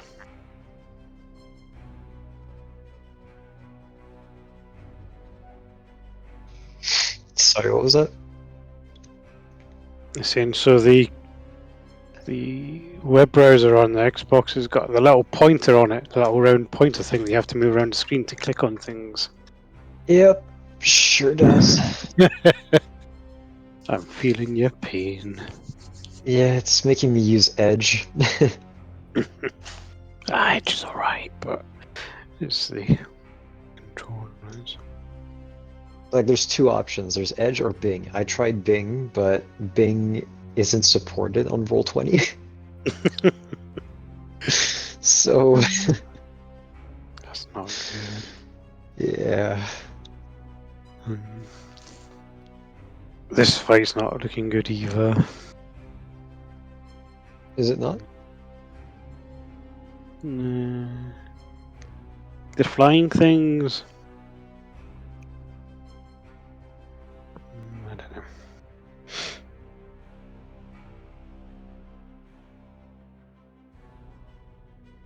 So we had a good month.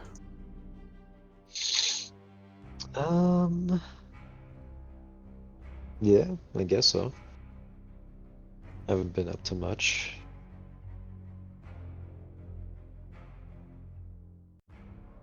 Fair enough. It's Canada you're at, hasn't it?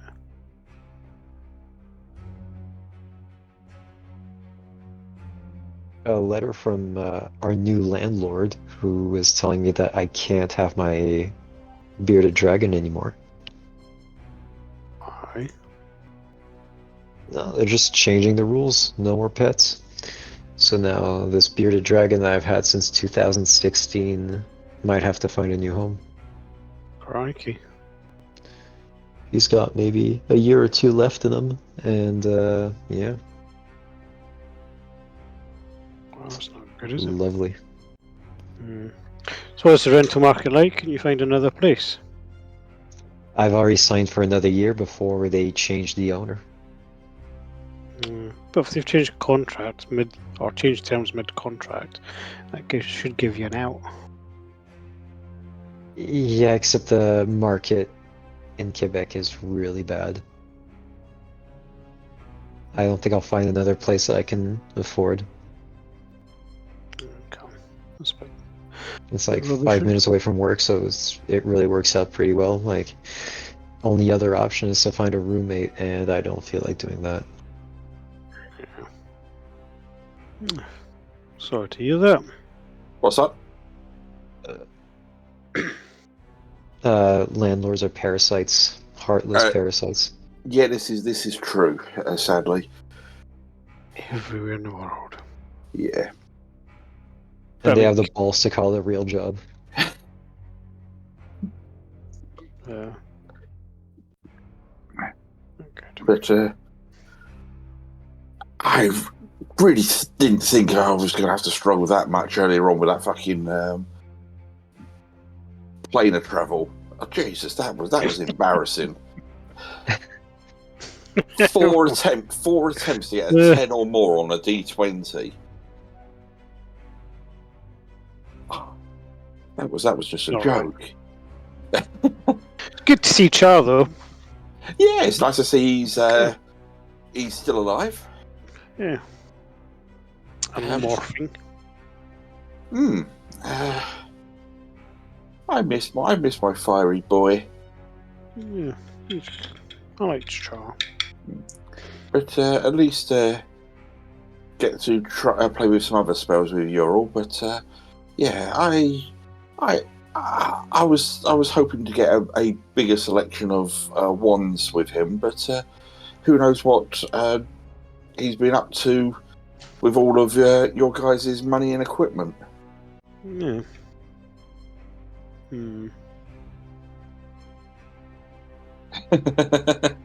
I don't know either. It's like I'm saying this too, but I ain't got a fucking clue either. There's definitely something happening.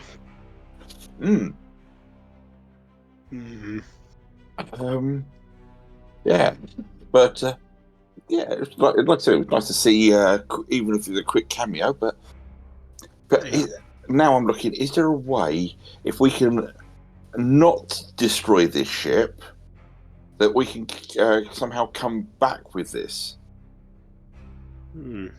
Because That would this be would make great. this would make a statement. It would. That is pretty cool. Say pretty cool is very cool. Yeah. But when we was like, okay, we're going to the Shadow Realm and we're going to dive underwater and everything. It's like, right, okay, we can breathe underwater, but our swim speed's still going to be duff for most of us.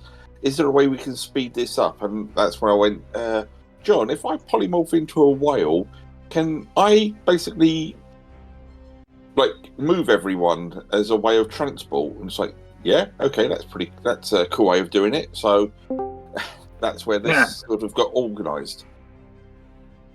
That's pretty cool.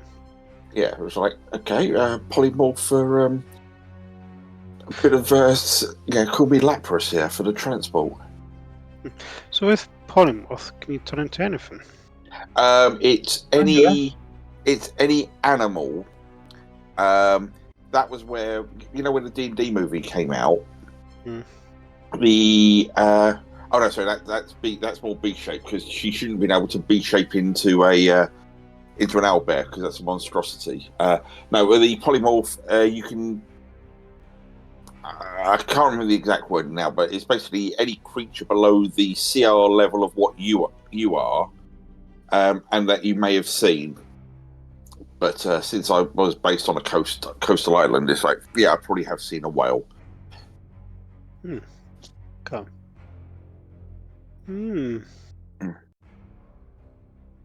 That's interesting. It's a. I mean, the classic one is to turn into something like a giant gorilla or a T-Rex. But if you want transport, whales, giant eagles, owls, there's all various different. Depends on the level you are. But then again, with polymorph, you're a fairly high level by the time you get that spell anyway. But it's with the druid with the wild shape, there's lower level creatures you look at for the options. Okay. Or you can go the other way and cast it on the enemy, going, see that big bad? He's now a tiny little mouse until you hurt him. Or not hurt him, but if you kill him, because you have the monster's health, and if the monster's health goes to 0, then you revert back. So you can sort of go, right, it's a really shitty mouse, so it can't hurt us that much, but the moment you basically do 1 point of damage, it's going to revert back to what it was. Okay. So, but you can sort of do a bit of nerf in that way if you use it in that form. Okay.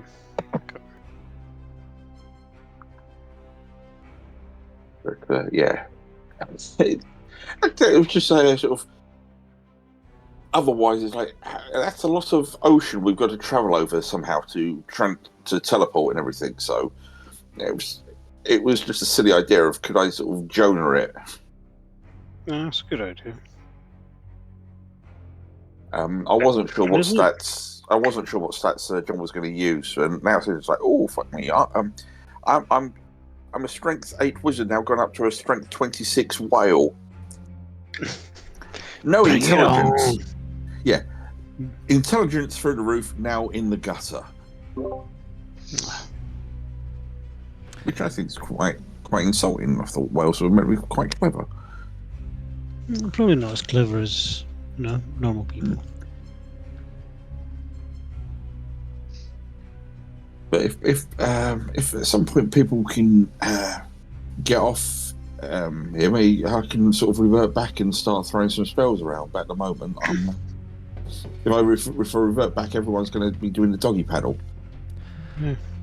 Well, you could revert back and take the big baddie down into the depths of the ocean with you. Well, he's just sitting on my back, so if he just lets go, he'll potentially float. I don't know if he can swim or not. I don't know, bandages usually soak up water. So. Yeah. Just clutching at straws here, but... I know. So, if I cast a fireball on top of you, if you were just under the water, wouldn't really affect you. Sadly, there's still going to be a lot of meat above the water or near the surface that will take said damage. Yeah, but if you're like, I don't know, 2 foot below the water, so everyone standing on you would be knee height.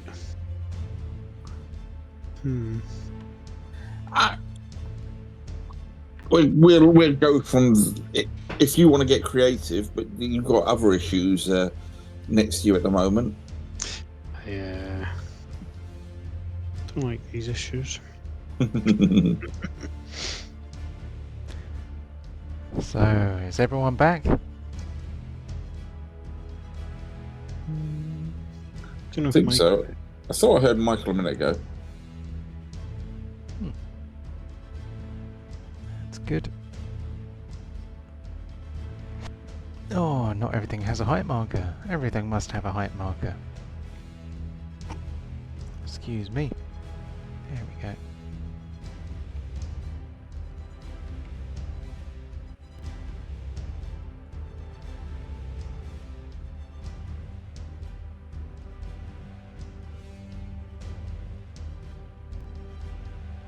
I should have some different coloured height markers. That would make it easier, wouldn't it?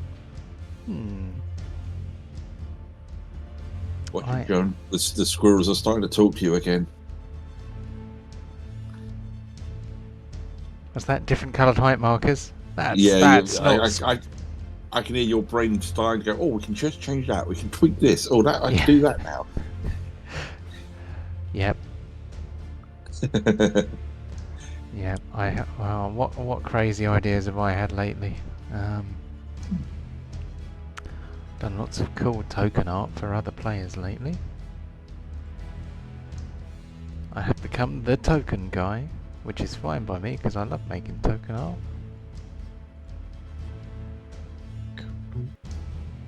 Are you sure it's not pronounced Tolkien? Well, I have not If made that- any if- Tolkien art yet, but That If it was a Michael's South back, Park reference.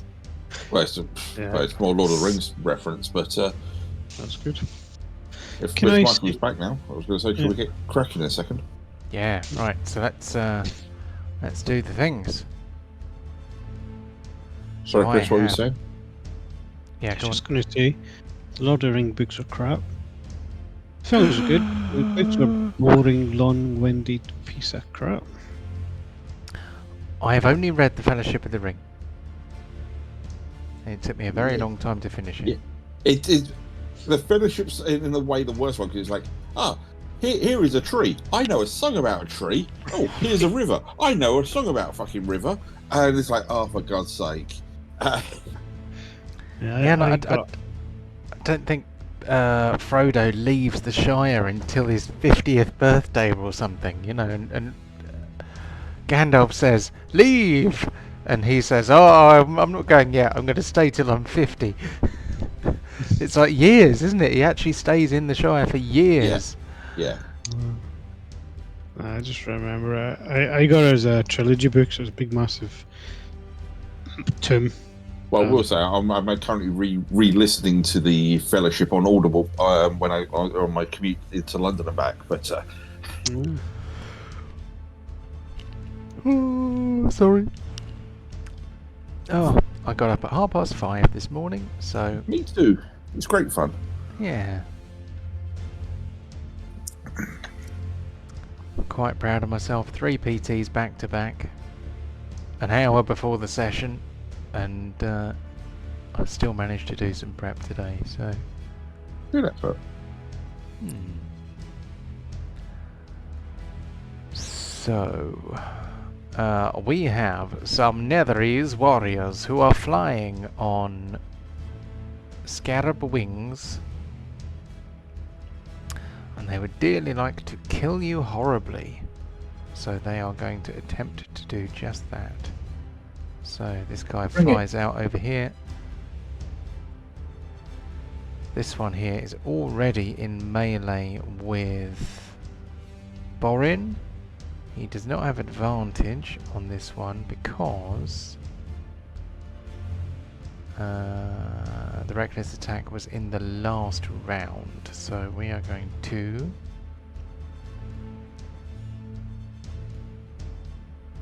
do a few slashes with the Kopesh sword. Oh, we have a miss.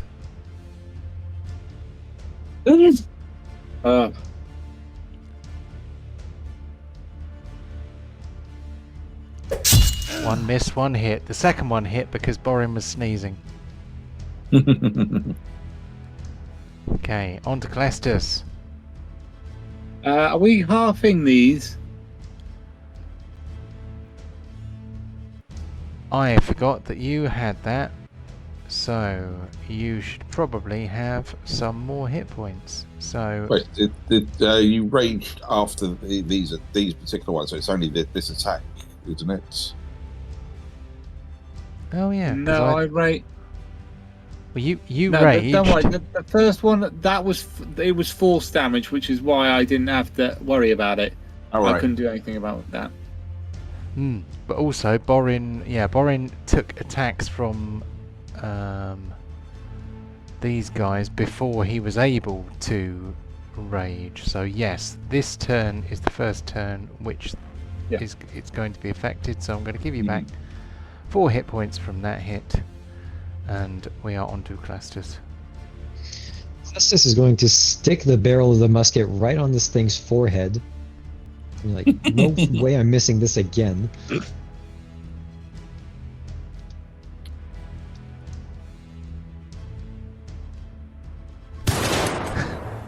A 19 misses? Fuck! Wait, is he standing up? He is not standing up. Ah, he stayed prone, the loser. Okay. No, Pontos Right. knocked him back down again. Yeah, he got up and he got knocked down fuck! again. Damn it! Ah. Clastus is not having a good day. Clastus is grabbing the gun by the barrel and is just going to start using it as a club starting next round. Excellent. Anything So- can be a hammer if you try hard enough. If you're pissed enough, anything becomes a club. So this Netheril here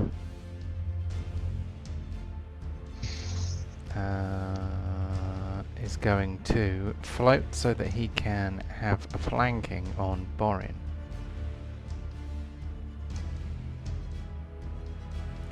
He has entered Kararuk's threat, but he hasn't left it, so no attack of opportunity for that one. We have 1 hit, you get 8 of those back, because halved and rounded down, and then we have another one. This is with advantage also.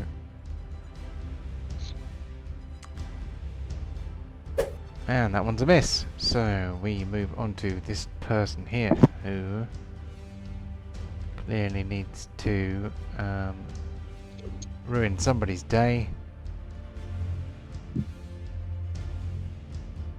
And that person is an elf we like to call Kararuk. So this guy floats down so that he is also standing on the prow. And he is going to swing his sword. He does not have advantage because you be not flanked. But he gets you anyway. Jeez. Thank you for that. You're welcome. Yay. Anytime. Right, on to Boring. Unless you want to use your uncanny dodge. Or undodge Nah, you can. I think I might need that later, to be honest. Very well. Okay, on to Monsieur Borin.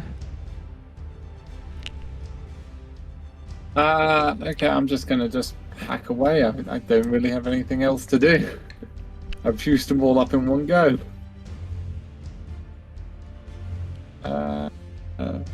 No, tell you what, I can still do Reckless attack. I You mean, can? Yeah, that doesn't wear out. You can do that all the time. Hey. That's good. That's a good sign. That's a very good sign. Hopefully the other one might join them as well. whatever. So that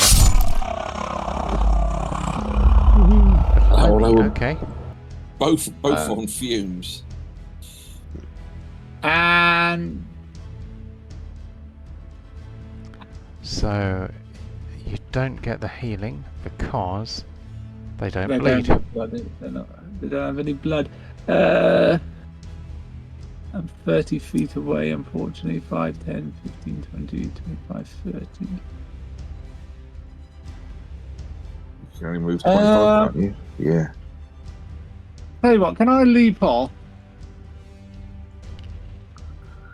and come like 5 foot forward and 20 foot down? Yeah, I mean you can well 10 feet down, so you can Yeah. you can do that. Yeah. And I can't attack a second. I mean, I have an attack left, but can I start another round of combat? Yeah. Okay. You can sort of hit, move if you need to. Yeah. Yeah. There they are. 5th edition allows it. Pathfinder does not. You can't split your move in that. Ugh. I'm still at 93. And he doesn't take the bleed damage. Yep, it is done. And that's me done. Just boom. Cool. Okay, on to our friend the big friendly whale. Ugh, right. That was not a good sentence. Okay, well, he's going to try and go for this one here because he's in the way, really. I can't really get the Lord on my back, so I'm just going to try and first give him a bit of a whack with the tail. We've got public, normal. Oh, it's a crit. Wow. Okay. For 35 damage. 35. So maths is hard. Okay, it is an excellent tail slap. And then I'm going to try and nom it. Chompies.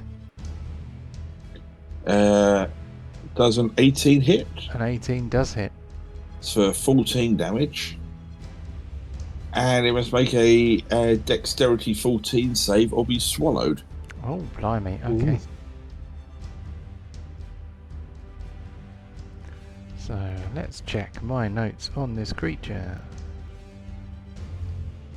Okay, he does not have advantage on... Oh, it's not a magic thing. Anyway, you're just eating him.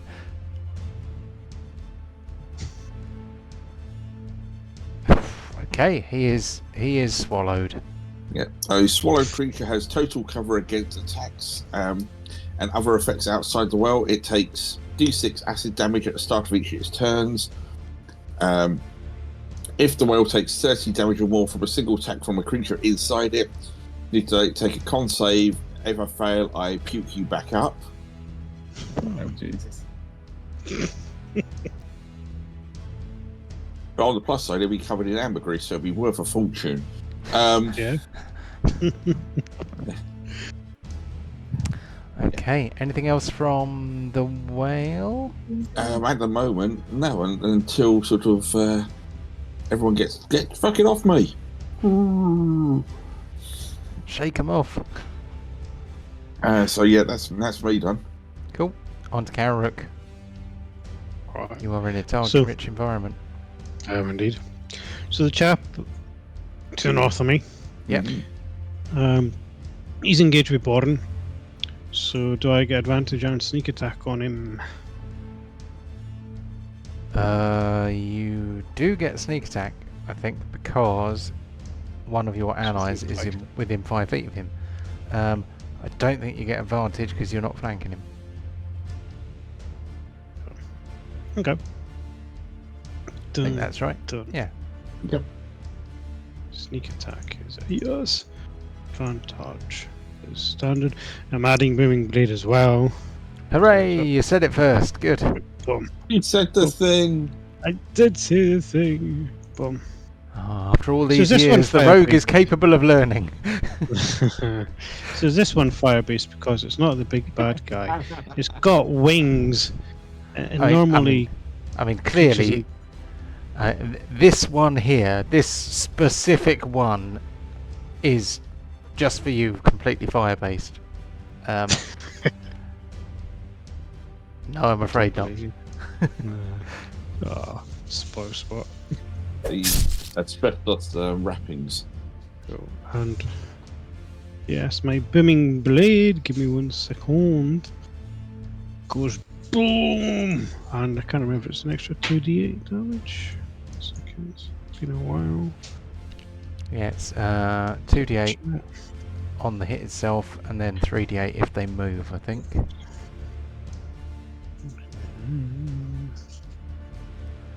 2d8. Yeah. Okay. I keep meaning to add it in.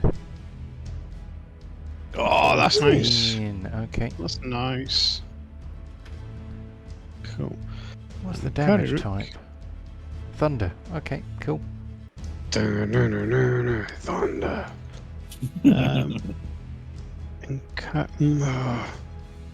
So I could disengage and run away,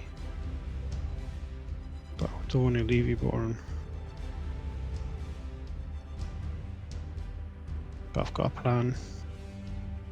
He's got a plan. Alright, sorry, I'm going to disengage, and I'm going to run. Okay. Um, I've just realised I've yet again forgot to get Borin to take a save for me, so I'm going to get him to do it as soon as Kararuk has finished his movement. Which save do you need me to take? I need you to take a Constitution save, please. Yeah, do you think, Chris, move Kararuk? Alright, so you can only move 35 because he's using his disengage. Oh, 27. Oh, yeah, you pass. You're good. 35, there you go. Boom. I'm heading for the Warlock. I think that's all you can do. Cool. So you're running along the deck. So that's good, because you're not in flight. Okay, on to Duke. Okay, Duke's gonna come up here. Since all of these attacks have been rubbish so far, he's gonna use his rapier on this chap. Bump. Bump. Bump. Oh, bardic inspiration. I forgot about that. Okay, good points. So this is advantage because he is prone. Yeah. Oh, I don't get sneak attack. How much damage is it? Yeah, it's alright. And he's going to continue his movement and try and jump onto the board as well. Definitely an acrobatics check then. Oh, I don't have a button for it. Alright, give me a second. Mr. Juk Bastard. It's a cool name. There is a skill button. Is it? Yeah. 05. No, 04. I can't even see that. Oh, for some reason, he doesn't have it. How did I even Doesn't? manage that? Hold on, let's give it to him. Good. Surely everyone should be able to see that. Oh, I've just realised why they can't. That's all right, I'll just do it It's normal. like I have a brain when I choose to engage it. 31. That is. Oh, he's even. That is just surprisingly half. good. Cool. Where did the That is- +8 come from? I don't know. Let me get his character sheet up. Let's have a look. Why is his acrobatics so good? That's crazy. You got like Yeah. expertise or something? Must have something. Dex, isn't it? Plus 13. So that's plus 3 for Dex, plus 5 for proficiency. Jack of all That's trades 8. and all that. Though. Where does it get another 5? Jack of all Double trades will give trades. them a couple more. Half of your proficiency bonus rounded down. That'll give him a couple more. It must be expertise. I can't think of anything else it could possibly be. Worst case, does a 26 still get him onto the deck? Yeah, he is fine. He lands on the ship. He's done. Cool. Okay, so he's ready for some horrendous stabbery then. Okay, the Netherrealm Lord stands up again. He looks very cross, like you would if you were the surviving lord of a 1,000-year-old empire, many thousands of years old empire, and you were just getting the stuffing knocked out of you by mere mortals. So he stands up. That's a thing he can do, but I'm not going to do that right now. At this point, the whole world freezes. He goes, you might kind of wonder how I got into this situation, riding the back of a whale while an orc on a slightly Cthulhu-esque boar is beating the living shit out of me. It's a funny story. One for the tavern. Yeah. Okay, we don't want that one. Might want that one.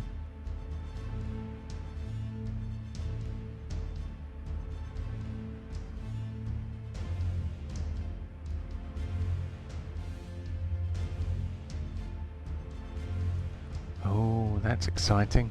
Can I do that? Probably not.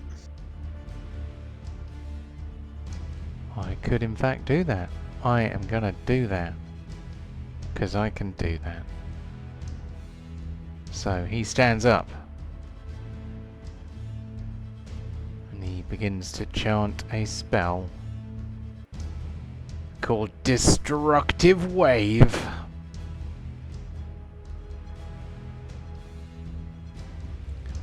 Now, the way that works is... oh, it says you strike the ground. Well, in this case, I'm going to say that the ground is the back of a whale. You strike the ground, creating a burst of divine energy that ripples outwards from you. Each creature you choose within 30 feet of you must succeed on a Constitution saving throw or take 5d6 thunder damage, as well as 5d6 radiant or necrotic damage. I choose necrotic. And be knocked prone. A creature that succeeds on its saving throw takes half as much damage and isn't knocked prone. So please can... I judge Yorl to be immune to being knocked prone in any case, being as she is a whale and in the sea. However, Pontos, Tubacon and Clastus are all prone to being knocked over. Okay, so Yorl takes the full lot. So let's do Pontos. I can use my Flash of Genius to give you a +4 on that. You sure? No, I mean, were you gonna take any damage from that? I think it's half damage still. so No. there's a thing. I'll see what the that- other dude rolls. So there's a thing this bard can do. I'm just double checking. As a reaction, he's got cutting words, hasn't he? Give me a second. Shit. And you bacon. What do you get? You lovely piece of pork. And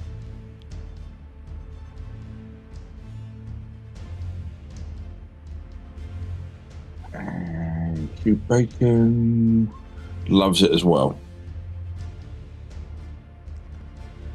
Look after yourself at the moment. Worst case, Yorl goes back to her normal self if she fails the con save.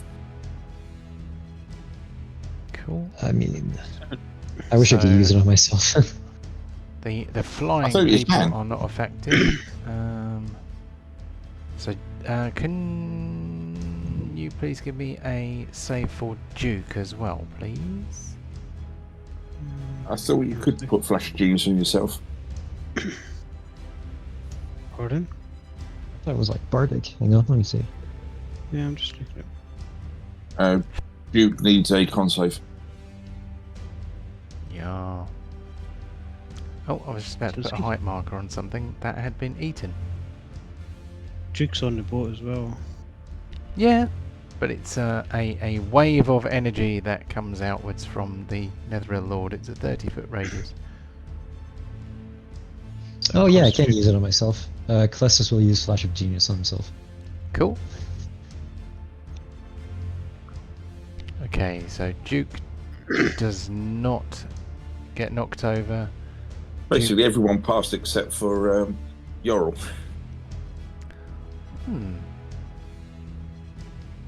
Indeed. Oh no, So- no, Trebaken failed. Yeah. So if you so it's 23 points of damage if you failed, and so that means Trebaken is knocked prone, and it is a mere half that, so 11 points of damage if you pass. So Clastus passed, so I'm going to take 11 points off of Clastus. I've just taken 11 off Duke. Cool. Okay. And, did you take 11 off Pontos? Yeah. You did? Yeah, I've done Pontos and Trebaken Very and good. Yorl. Cool. Okay, that was a full action because that was above a level 3 spell. So, that is all the Netherrealm Lord can do. He is on his feet, which cost him half of his movement, which means he has got some movement left.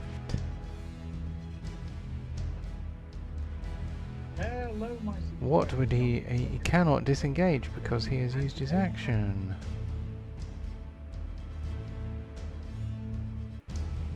Curses. Okay. So we're just going to have to make use of those legendary actions. So the Warlock sees Kararuk approaching and gets ready to let rip with some Eldritch Blasts. He says to you in a bad American accent, "I'm going to give you an Eldritch Blast." I just do the wiggly worm and just. Excuse me? That's the Warlock we all know. I'm going to give you another Eldritch Blast. I'm putting you on blast. Do the wiggly worm and it misses again. Yeah, boy. And then how many times can you do that if your level is a level that I'm not going to say out loud? If it's 11 or higher, it's 3. We'd better have another one then. I think I only did 2 before. Hooray! Be right back. No worries. See you in a bit. Okay, we move on to this flying Netherrealm warrior here, who sees Kararuk and dives down towards the deck,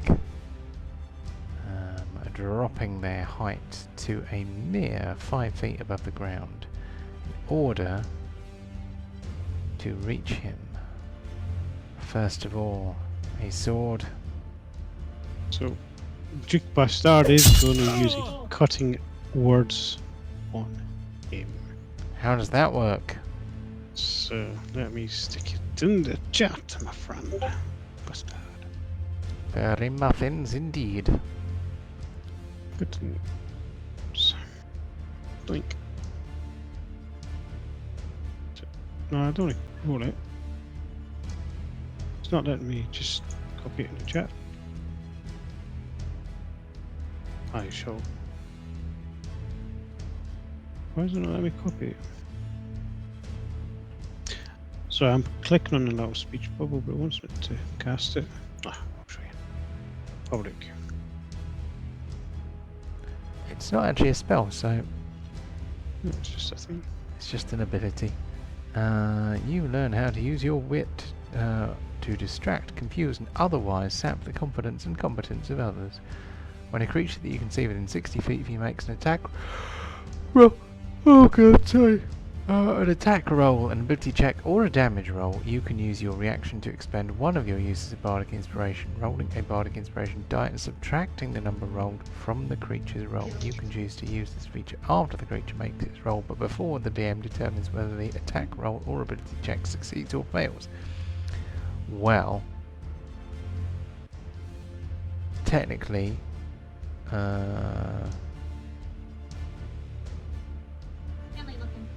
technically there is no gap between me determination of whether it hits or not, so I kind of have to let you do it really, otherwise it's not fair.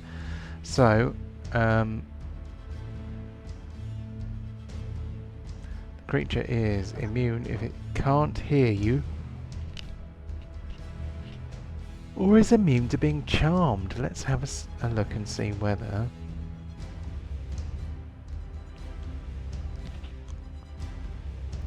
condition immunity is charmed. Oh. So cutting words do not work, I'm afraid. Okie dokie. Here comes another hit from the Coppesh sword. Oh, sorry, another attack. I shouldn't say another hit. That's presumptuous of me. This Netherese warrior here is hanging on by a thread.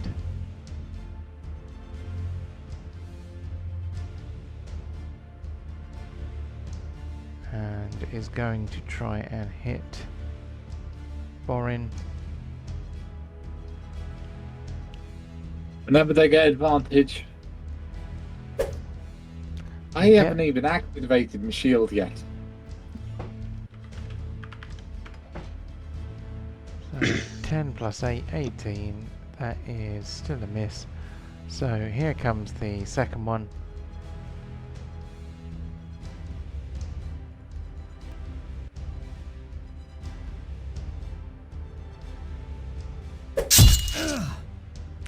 So that one was a hit.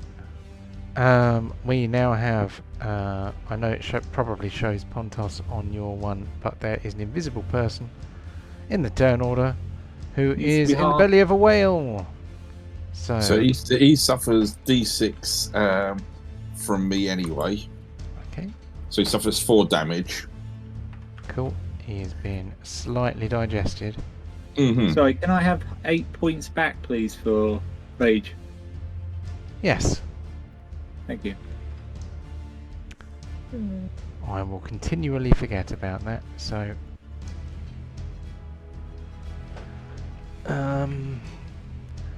now, whilst in the belly of this whale, they don't automatically hit, do they? No, and they're not even counted as being blind or restrained, so it's just a normal attack. Interesting. Just do you hit something that hurts me or not?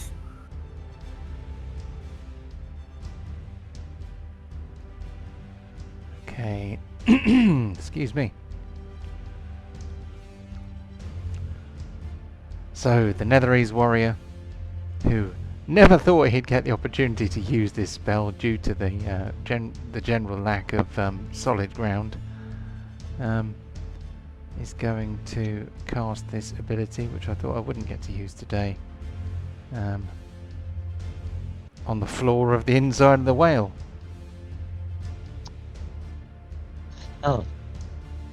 Oh fuck! It's a bug bomb. Yeah. A swarm of ravening scarab beetles burst from the ground and eat all flesh in their path. So, I don't think you can possibly avoid this, so I think that's going to be an auto fail. Okay. But it is not 30 points of damage in a single turn, so No, it doesn't make you vomit. No, but I do have to do a con save. This could be interesting. What happens if you turn back? I guess I'd have to spit you out.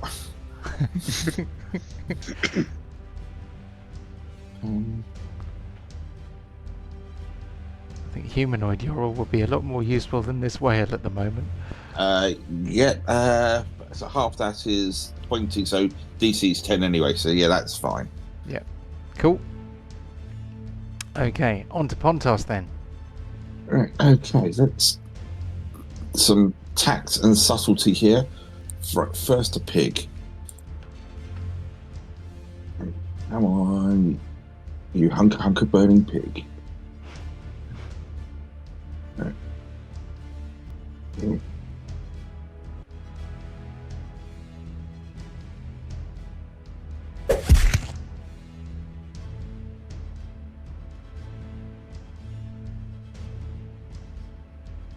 It is a hit. Yeah, A palpable hit, sir. but not knocked down again. Oh! Right, okay. Too late. Pontos gonna have to get his hands dirty on this one. Why won't you bow down to the Lord of the Oceans?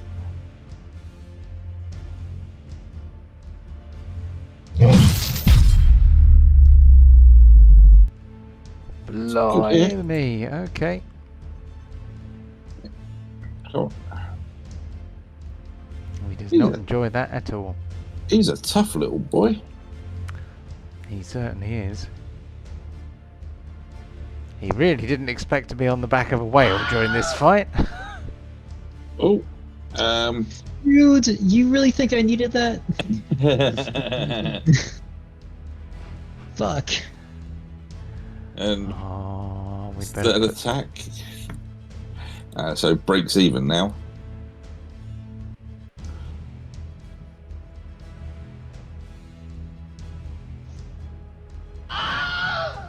Oof! Uh-oh. Pontos, Okay. what's going on here, mate? Right, I've got to hit myself. Right, let's find the correct character sheet here. Come on. Oh, That's going to be 2d10s of piercing. Piercing? It's not piercing, it's a bloody hammer. right, there we go. So, and it was two-handed, so it is.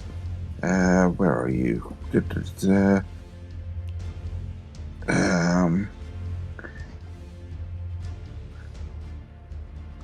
the great axe. Just on his character sheet, it doesn't seem to be. There's a warhammer, but there's not the flaming warhammer. Yeah, I think I might only have got as far as creating a power card script. Which Okay, is so clearly no fine. worries. So it's going to be 2d10 plus 8 and 2d6.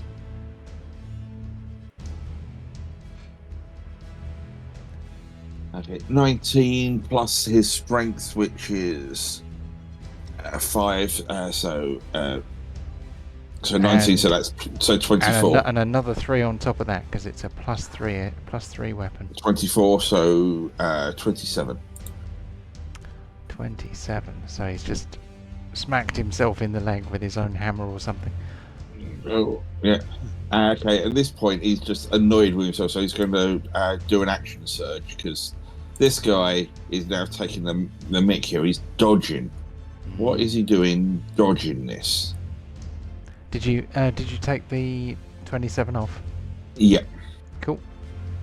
Okay, action surge. Uh-oh. Mm. Right. If I get a surge from here, come on. That's better. And now he's knocked over again. Left us, he's on his arse.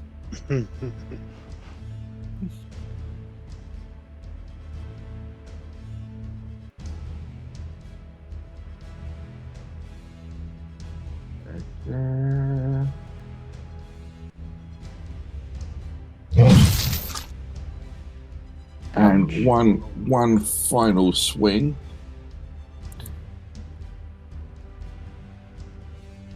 Right. Advantage and Two-handed, yes, again. Oh, he's still not down. Some of the damage he has been suffering, he has not been suffering. No, So- no. I get that, but it's just like there's Pontos just swinging at him. Go, why aren't you dead? The Flame Hammer of Doom is definitely doing him some harm. Yeah. Anything else from Pontos? No, I think Pontos at the moment is like, okay, let's try this one again. So, But yeah, that's it for him. this Netheril warrior here is going to fly over to his master and grapple him. The Netheril Lord deliberately fails his check to resist being grappled. Yep.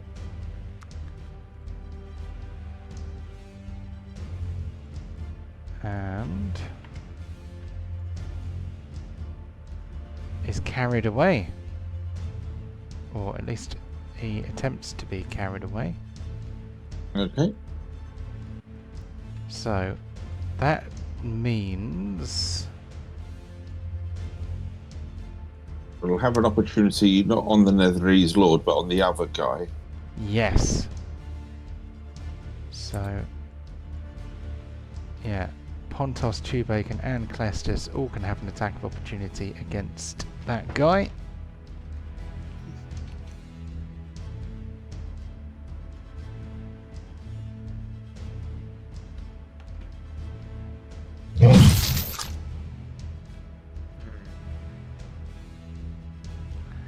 That's convenient. He stayed on his feet in the air. And this one will be at disadvantage because it's the first attack after that fumble.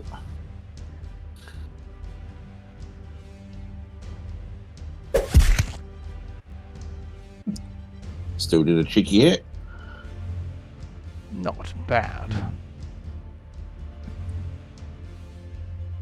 My hands are full, so it's going to be a disadvantaged unarmed attack from Clestus. At least he gets rid of that disadvantage now for you. Yeah. You've got the musket in your hands, though, haven't you? So you can. Oh, you don't can- get to shoot as an attack of opportunity, do you? Duh. No, it's only a melee attack. Hmm. Love him. I suppose yeah, that if- makes it that makes it improvised attack, I guess.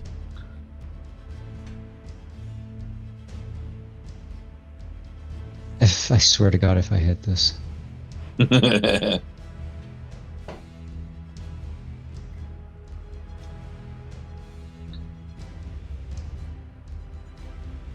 I don't have that on my No, token probably not. actions. So I would. So it'd just be, well, first off, just Yeah, I'd say find any. If you're hitting with your musket, I would say find any strength-based attack roll if you can find one, and that'll do. Is there one? There isn't. unarmed strike is the only unarmed thing. It's the only melee thing I can do that has strength as a modifier. That'll do. Hang on, I'm just. It's gonna take a minute. I can do it manually if you want. Yeah, it's gonna be way faster if you do, yeah. Cool.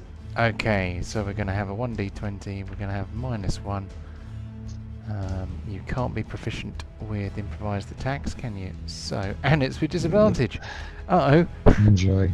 2d20, keep lowest 1, -20. Sorry, -1, not -20. Let's see what happens. 3! Oh, Excellent That's attempt, disadvantage Dr. then. Clestus. At least he is now done with his bit. Okay, that brings us round to the head of the round. So I tell you what, let's leave the fighty bit there, and then do some awards. Yeah. Already. And then this extremely tired DM can go to bed in a bit. After toast, lots of toast. It is the only way. So restart, pause. So we have 10 awards, at least. Is it 10? You know what, the Saturday guys, they're special. They have like 11 or 12, I think. But that's because they keep coming up with different awards. I'm glad my idea caught on so well. Well,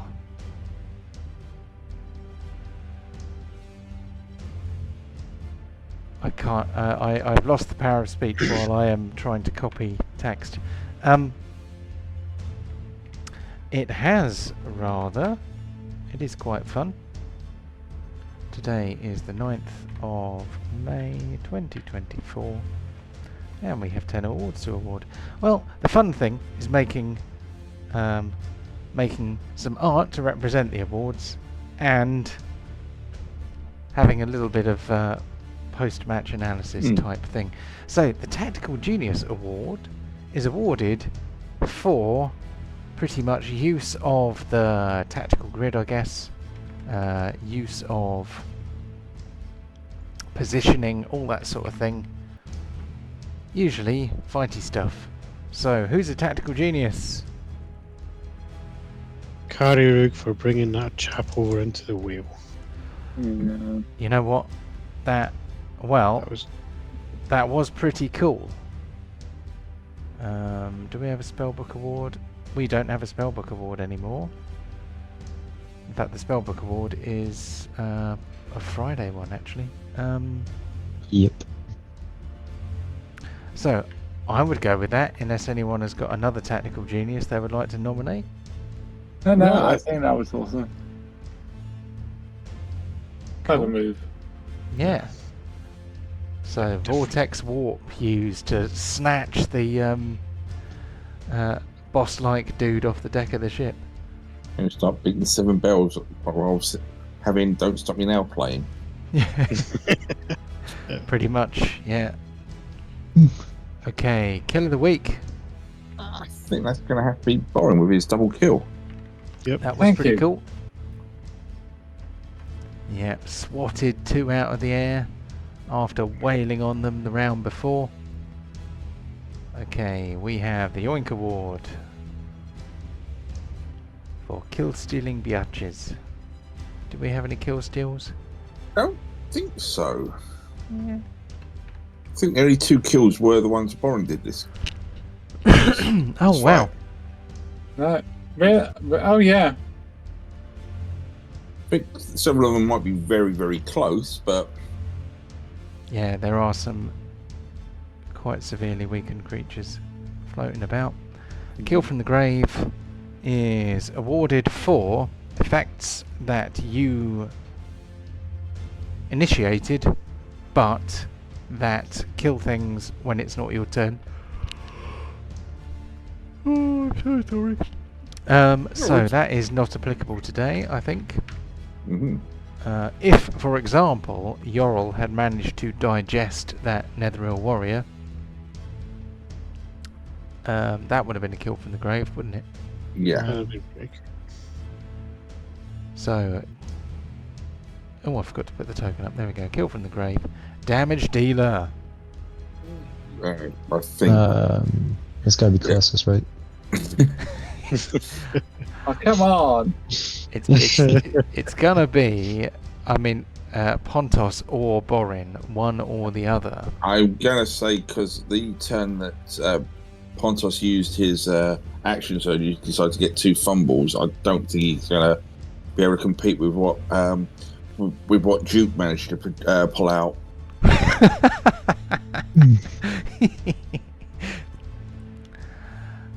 So, all joking aside, we're giving this one to Camera Rook, right? Yeah, that seems fair. No, obviously we're going to give that one to Borin. Yay! Best supporting role. think- You're all. I'm supporting the half you on my fucking back. Yeah, you're all. That's true. I'm quite literally carrying you. But there was an ability that Clestus used that helped people with their roles, wasn't there? Was it actually useful though? I'm not sure if it was, but it was a supportive ability.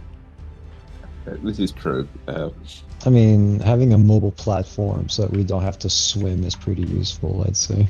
Cool. Okay, we'll give that one to Yorl. So, how about I have a cunning plan, my lord? The Baldric Award, which originated in the Friday game. Can I- this one? I was going to say, can we swap them? If we have the support then for Clestus and the cunning plan for the whale. Yeah, okay. Mm. That makes sense. We don't want to give the same award. My launch or which Well, way? just more the cunning plan of I've got a way to get you guys across this ocean. Oh right. So, Okay, yeah. so see, John, that's what I meant by the hold my beer award. That launching shit with a tail, like that's what I meant. Cool. That kind of play. Yeah. There's a Saturday award now called the Cunning Stunt Award. I'm just waiting for people to start accidentally dropping C-bombs, but it hasn't happened yet. And that's also for kind of theatrical hijinks. Oh, so the stunning award, yeah. So the role player of the week. We didn't really do a huge amount of role playing this week, so. But role playing can also be mechanical as well as characterization. Anything stand out to anyone? I don't know. Is it characteristic of Borin to jump into a 1v7 out of nowhere? While screaming boring cold foot.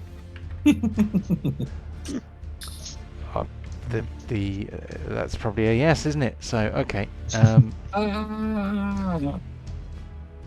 Okay, the Whose Side Are You On award sadly doesn't seem to be able to be awarded this week because nobody did any friendly fires for me, even though they know it's my favourite.